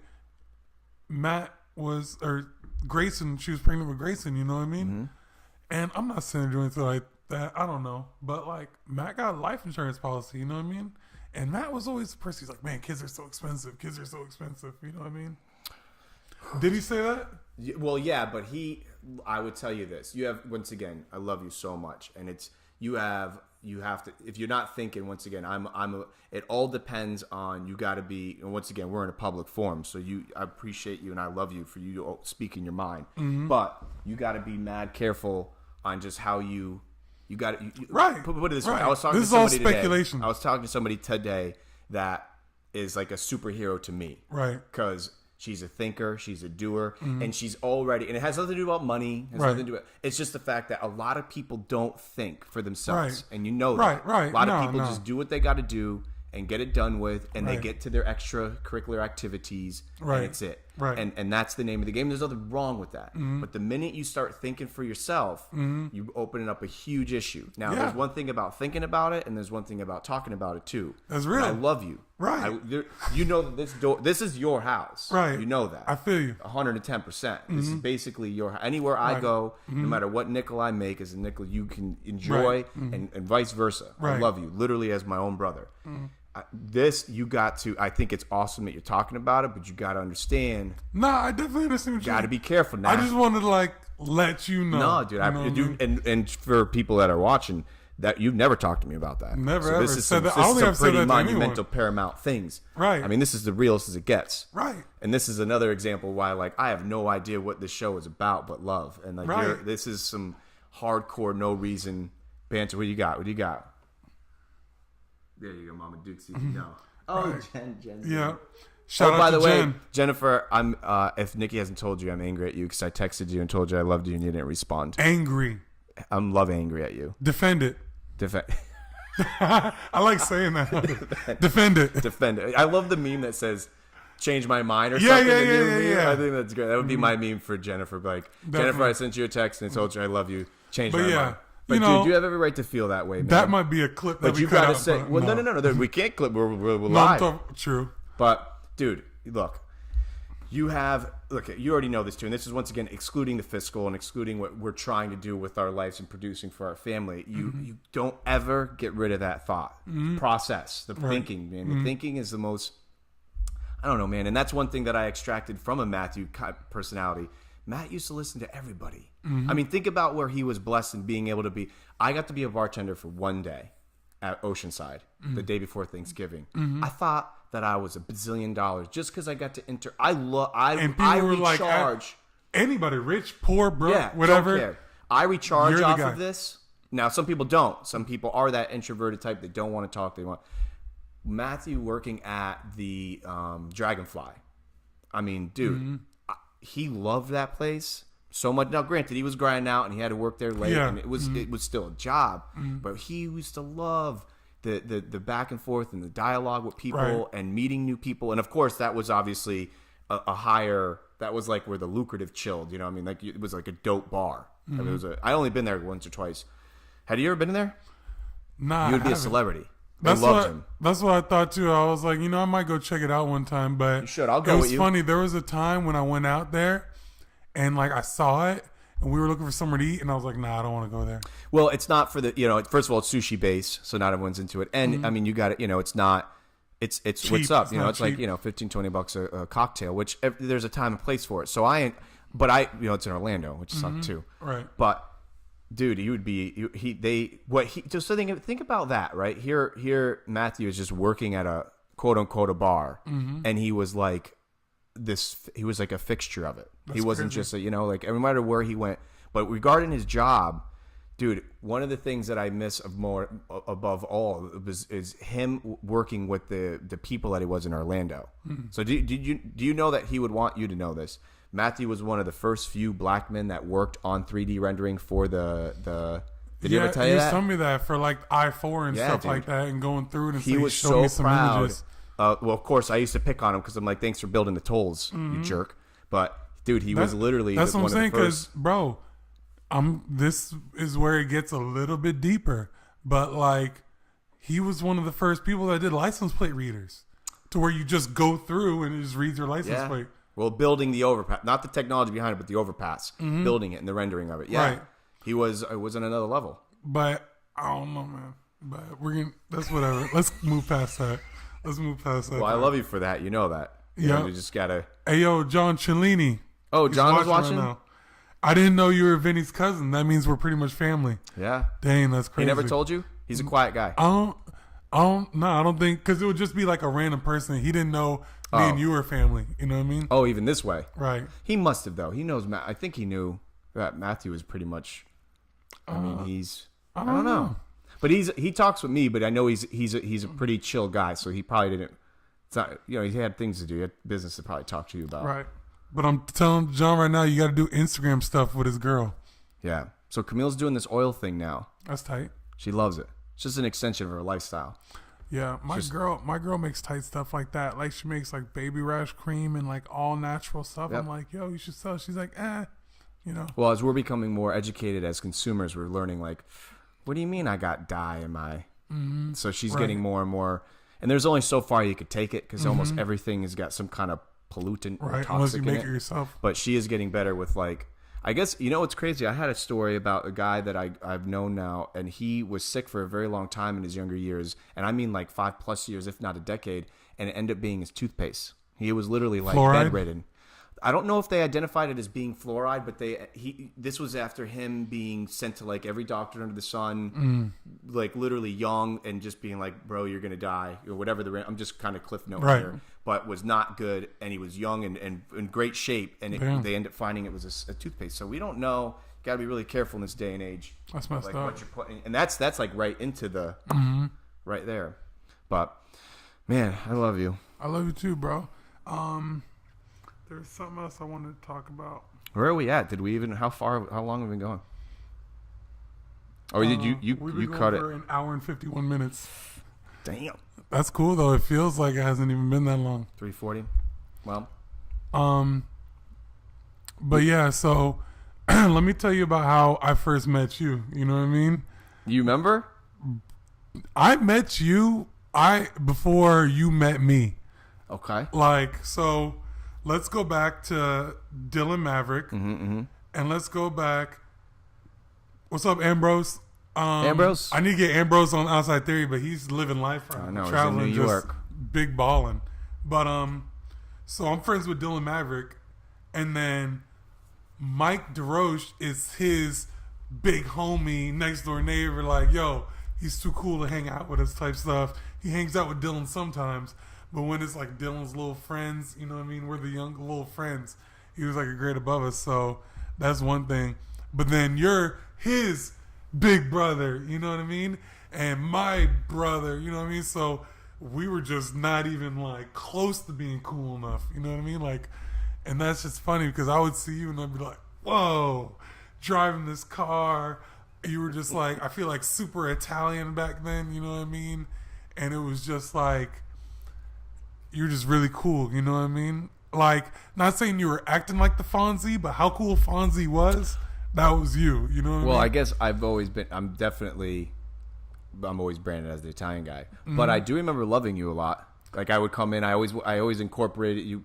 Yeah. You were just I think you were, when Matt got done kicking my ass in video games, you were an easy target too, so that helped. Yeah, we definitely played video games together. But I do remember you were right there, man. You were right there, the shadow. And then also too, I remember just like odd and end stuff. Like if God forbid we were supposed to like have only one Little Debbie's and like we were gonna go like sneak another one, we had to make sure. Yeah, and I would be the lookout, and I might have to go and get it sometimes.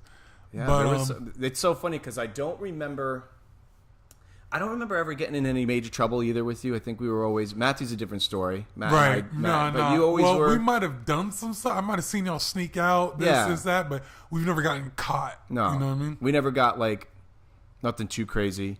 But I just remember you were right there. You were always. Mm-hmm. And what was it? I just remember like. You started coming to parties with us though. I do remember that. I did. I went to a couple and like. Oh, what I was gonna say is like this is a hip hop reference, but do you know the rapper Future? Yeah. Okay. You know Outkast? Yes. Okay. So you know there's like probably like what 15, 20 years between the two? Yeah, because Future's newer. Yeah, and right. Outkast is back when yeah. So the dude who made all the beats for Outkast, Future is his little cousin. So I never knew that. His name's Rico Wade. So they're the Dungeon family. You remember Outkast Dungeon family and stuff like that? The Dungeon is the studio that they used to record in, which is Rico Wade's mom, which is Future's grandma's basement. Is where they made all those hit songs at, in the basement of his grandma's house. Future got kicked out of his mom's house and went to go live at his grandma's house and live in the basement. So he used to just like live in the basement while all this historic stuff is going on. And he's just like literally a fly on the wall. You know what I mean? So like a lot of his success now, he was just there. And it's almost like he's lived it before. You know what I mean? Right. And I'm not trying to say like I'm a celebrity or anything. I heard you guys talking on the last podcast. There you are. And it's kind of hard to hear that, whatever. But my thing is, I'm like Chewy's little brother. You know what I mean? Like, you guys were like super. That's like Future being like, are you kidding me? I was around with Outkast. They were popular without social media. Like, Outkast was poppin'. You know what I mean? They were like the only thing in Atlanta back then for real. Like, so Future's like, dude, I'm not popular. You know what I mean? So that's how you feel? Definitely. Well, look, here's how I feel. So check this out. And Outkast is like, yo, Future's super out of here, you know? Bro, you're on it. Well, this is what's going to probably be one of the many ingredients that do make you quote unquote successful, excluding the financial, is the fact that you are a humble guy, man. And a lot of people use humble now. It's like the new, like, I'm humble, and like it's a hashtag, and it's like stay humble. Right. And it's like they're speaking it is a lot different. You are a humble dude. You've always been a humble dude, but you grew up as a younger brother. You don't get your ass handed to you in your video.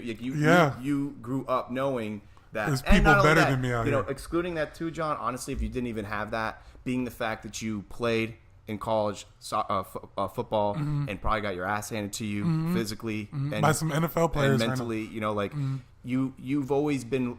And here's another thing, man. You're always willing to learn. Yeah, and that's not a common denominator, especially in this day and age. That's crazy. And I try to keep myself, like Kayla was saying this the other day on the show.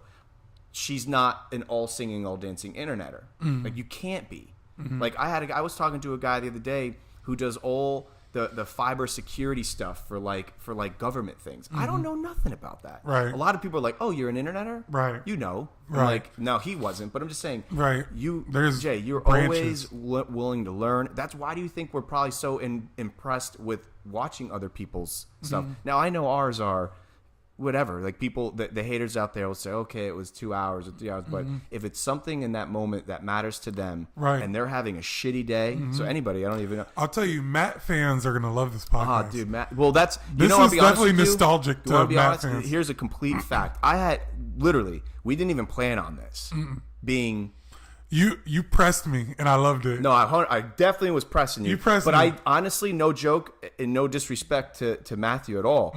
I don't pay it. I don't remember. I don't go and think, okay, the 10th. For those, it makes sense to those people that are listening. Right. Your brother passed away on the 10th of February. Yeah. 6 years ago. Right. Okay? R.I.P. So I honestly don't have it on my calendar. I don't even, as we're leading up to it, what usually happens is, I wake up that day, Camille will say, I can't believe it's been, or something. Or something happens where I see Mama Dukes make a post, or something, and I'm like, damn. Right. Because it's not a day that I try to, which I'm sure I'm preaching to the choir here. But I'm already inadvertently trying to reach out to you, Right. get you on the show, and I literally told it. I thought, oh my god, so there was a part of me that thought I wasn't even going to talk about it. And you let me schedule when I want to do. Yeah. You scheduled too. You sent it to me, and you were like, pick a day, and I was like, okay. I was like, that's like now if I pick the day, I can't bail because I picked that day. You know what I mean? Not Right. saying I would bail, but Did you know when you booked? You're like, damn. no, I didn't. I didn't pay attention to and it. then I peeped yesterday. I was like, dang. And then Yeah. tomorrow I was like,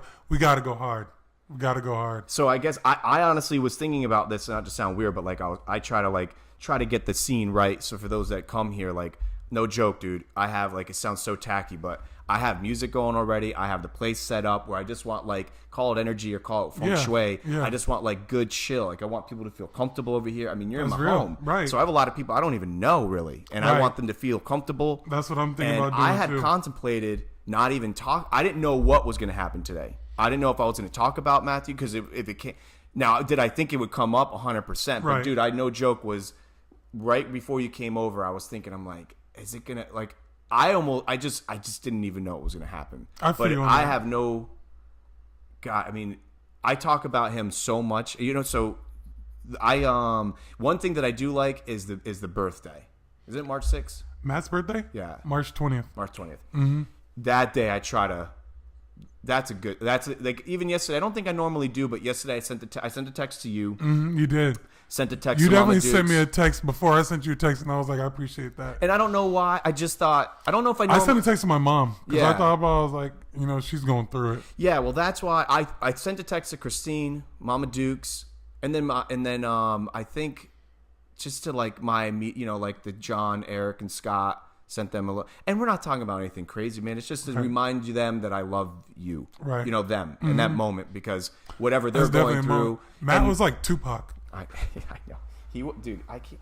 Remember the funeral? How many people were at the Bro, I funeral? told my girl that. I was like, yo, it was packed. There were people outside. And the tightest thing is like, they just were there. They were just I'm not there. going anywhere. I'm here. You know what I mean? Like, and nobody, I don't know if anyone is out there and they feel bad that they were late and they were outside. We respect you for still staying and being there, Dude, you looking couldn't through the even move. window. Bro, it was packed in there. I That's think how you they want it lost to be. count over 400 some odd people. Bro, that's how you want it to be, dude. It was packed. People were everywhere. Bro, Everywhere. That was the worst day of my entire life it was crazy, dude. because I remember it was such an honor that your mom would ask us to say something. It was with John and I think all of it.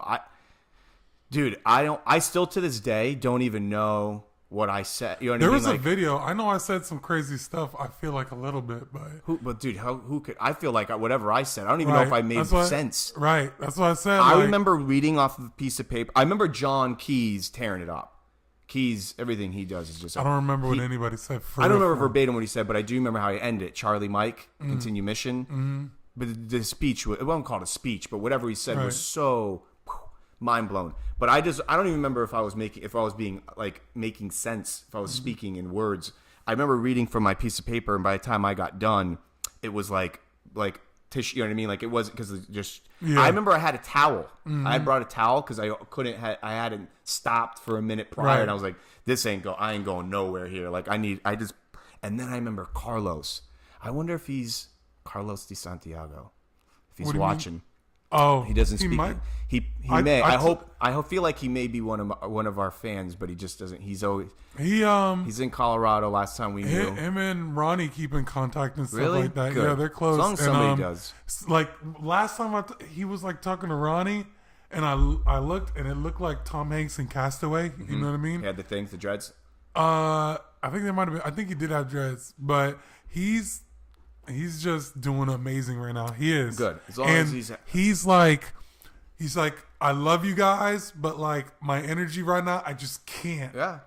He's like, I'll be back. He's like, I'm on Saturn right now. I just can't right now, but I'll be back. I love you. He saw me and he was like, bro. He looked at me like I was like a star nebula or something. Like he's like, I love you, dude. You know? He's in his hyperbolic time chamber. Mm-hmm. He's gonna come out. People went crazy after that. Yeah, everyone had their. Yeah. I had my moment. Do you want to know something Like crazy? how you said it was a nucleus holder. Everything was I'll tell you in a public the forum. Dragon Balls. That's the Which I've perfect never way to told say it. anybody this. Like that's not like shoulder to shoulder with me, kind of.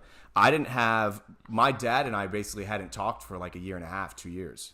My father and I, just then or now. Then, just because of just growing up and being whatever it was. I don't want to say whose was right and who was wrong. Right. Just we weren't talking, and then my dad went to Matt's funeral, and that because like. I don't want to say because of Matt's passing, right. like, but Matt like gave everybody like this, and because of Matthew's passing, my relationship with my father since that day has always been tenfold. Because I don't know if I've ever told you, I think I've told you this, and I don't get weird with it, and I don't have like, but I was supposed to be with Matt that night.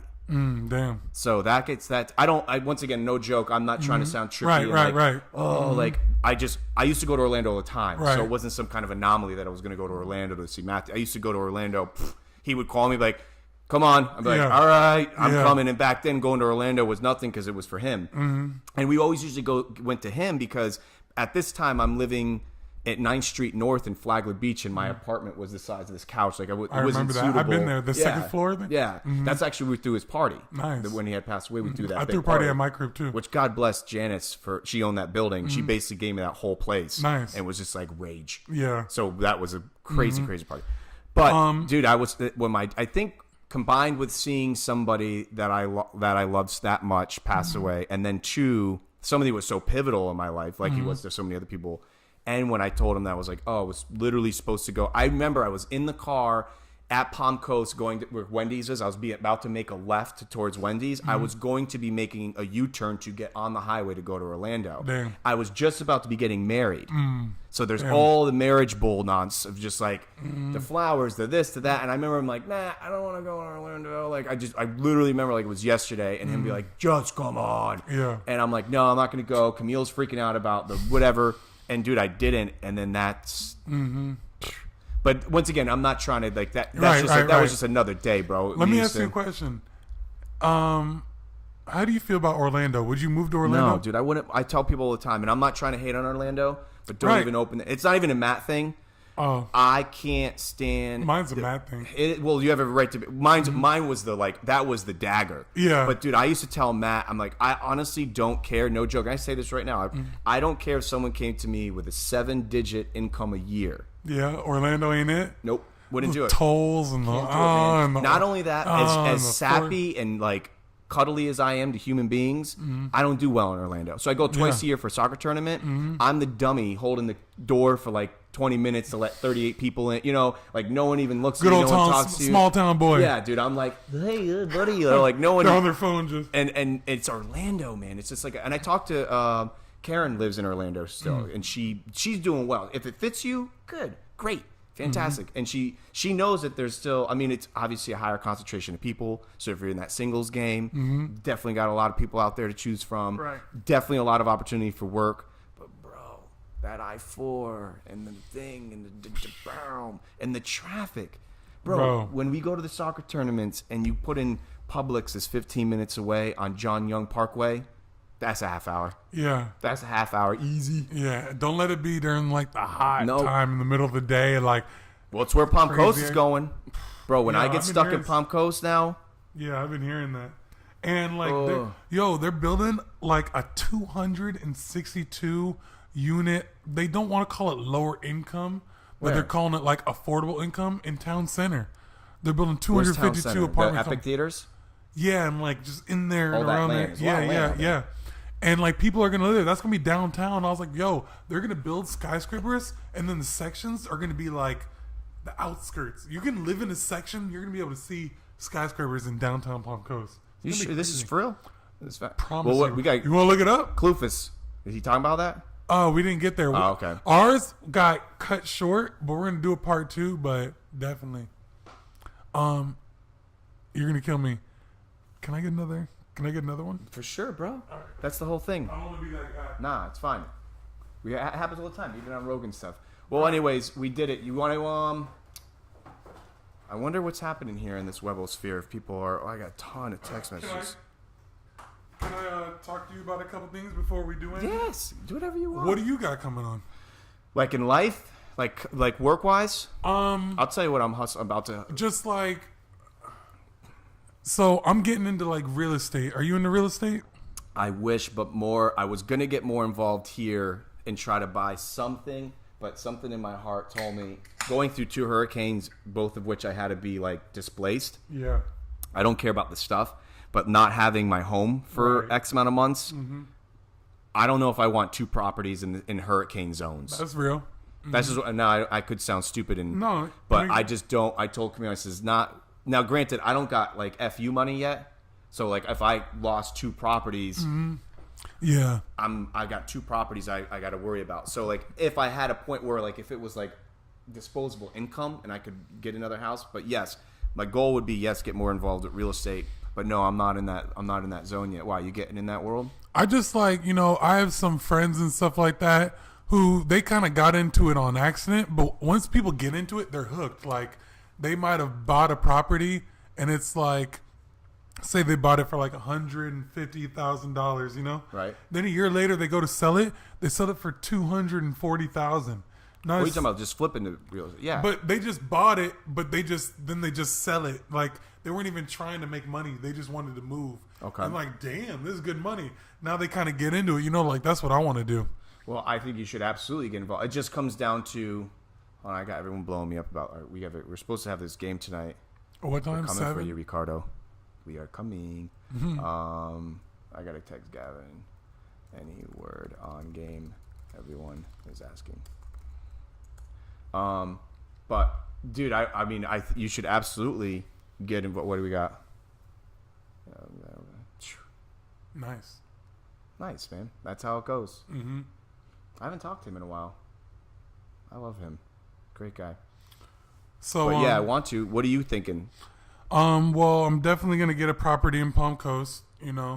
Bro, it's crazy. Like through Zillow, through the internet now, like I can see how much like my parents bought our house for, and how much it's worth now. Right. You know what I mean? I don't think the B section. Yeah, but I don't think I should sell it. You know what I mean, or anything like that. But bro, there's some equity in there. You know what I mean? Well, I know right now, I'm no real estate guru, but I know right now the market's peaking. Yeah. I think. That's my opinion. It's probably going to go higher just because like it always goes higher than we can even think of. Right. But it's definitely probably high a good as time hell. to kind of like chill for a hot minute. But once again, this is coming from, I have no idea what I'm talking about. You're right, I just feel though. like it's just, I don't know. Like they're talking about, I don't know.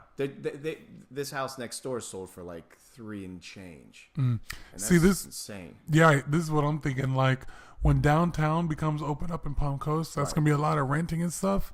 And then like, imagine. See, that'd be a big deal. And then we like the houses in the sections are gonna be worth a lot of money. Yeah. Because after a while, you're not gonna be able to buy up anymore. Right. You know what I mean? And it's in good proximity.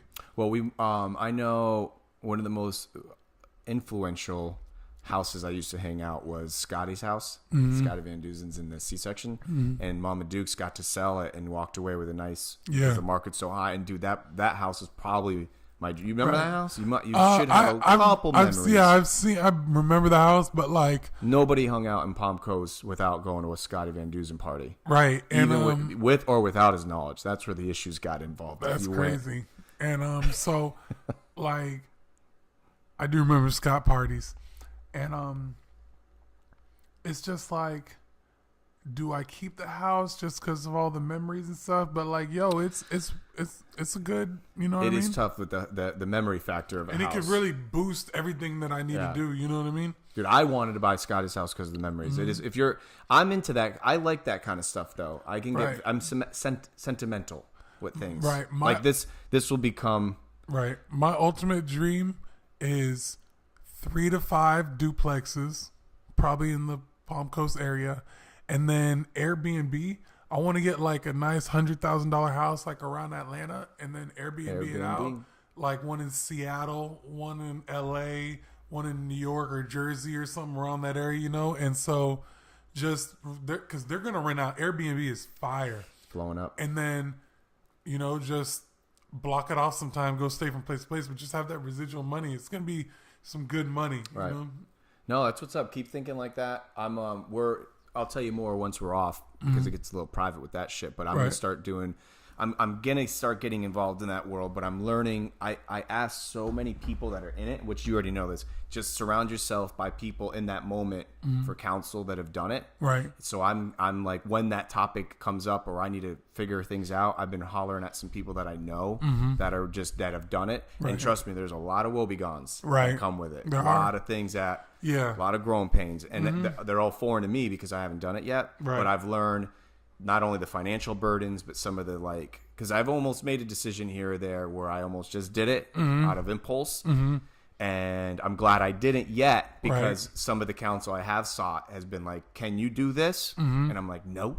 Right. So dude, I had him on my podcast, and I love this dude, man. His name's David Royale, and I call him Captain. And dude, he was so fun because he doesn't have a business. He's a retired guy, but he used to travel on a sailboat a lot. But same thing, I thought I always wanted to do that. And that was probably one of the reasons why I didn't. Actually, the reason why I didn't pursue that, because what he shared with me, he wasn't trying to talk me out of it. He was just like, this is what really need to have, not just financially, but like, this is what you, and bro, it was like one after another. I was like, I can't do that. I can't do that. And it's not a matter of, I could figure it out, but I don't have, that's when I start losing my passion hobby. Right. So just like with this. Yeah, exactly. Yeah. Like this is passion hobby. The minute it starts turning into like, crazy three mic inputs, I got to buy a splitter. I don't not yet. Right. It's not hobby yet. But I don't know. But bro, you gotta, one thing that you will be able to do, and I would love for you to help me out with, and bro, I just came up with a crazy idea right now. So a big thing going on is people are coming up with podcast labels. You know what I mean? And it's like, you know how they have rap labels and stuff, or it's like, oh, they're like production companies for podcasts. Exactly. Or it's like, what you can do, what I need somebody that can go get me advertisement, and I give you a percentage of that advertisement. You know what I mean? But I think you know a lot of companies, and like, say Ronnie's podcast, you got 1,000 views. Say we get 1,000 views on this podcast. It's a lot of views. You know what I mean? Some companies might want to pay some dollars for us to talk about some stuff or whatever. Even put it up in the little link. Well, before I forget, like too, one of my constructive love advices was you gotta get your food show back. That was I got dope. And like, I have a camera guy, and what we're about to do. Shout out to 63 Sovereign, Robin Capiz, and I believe they call him Bubs, but that's his Jay Shep. That's his name. Okay. Shout out to Jay Shep. They have the restaurant and stuff, and we went there before, and I appreciate it because she believed in me early. You know what I mean? But now we have way better equipment. We're gonna do a show really tight, man. Well, that's something that you're doing. A few things. One, you're bringing exposure and awareness to a business that need it more than anything, because the restaurant game is just on fire as usual. It's just like breweries blowing up, but everyone's getting in those like really niche restaurants. Which there's a lot of water on the fields. Oh, jeez.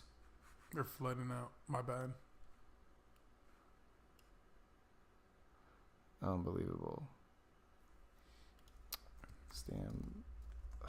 See what I gotta do? Stand by for word from officials. Yeah, officials. Unless they posted it and I don't know, but right. We're in the middle. My bad for cutting you off, though. No, it's fine. That's the only thing about this thing is like it's really live and we don't really know. Let's do this though. My computer's about to. I don't even have any more space. We can stay live, but I got to wrap up this one. Let's do this.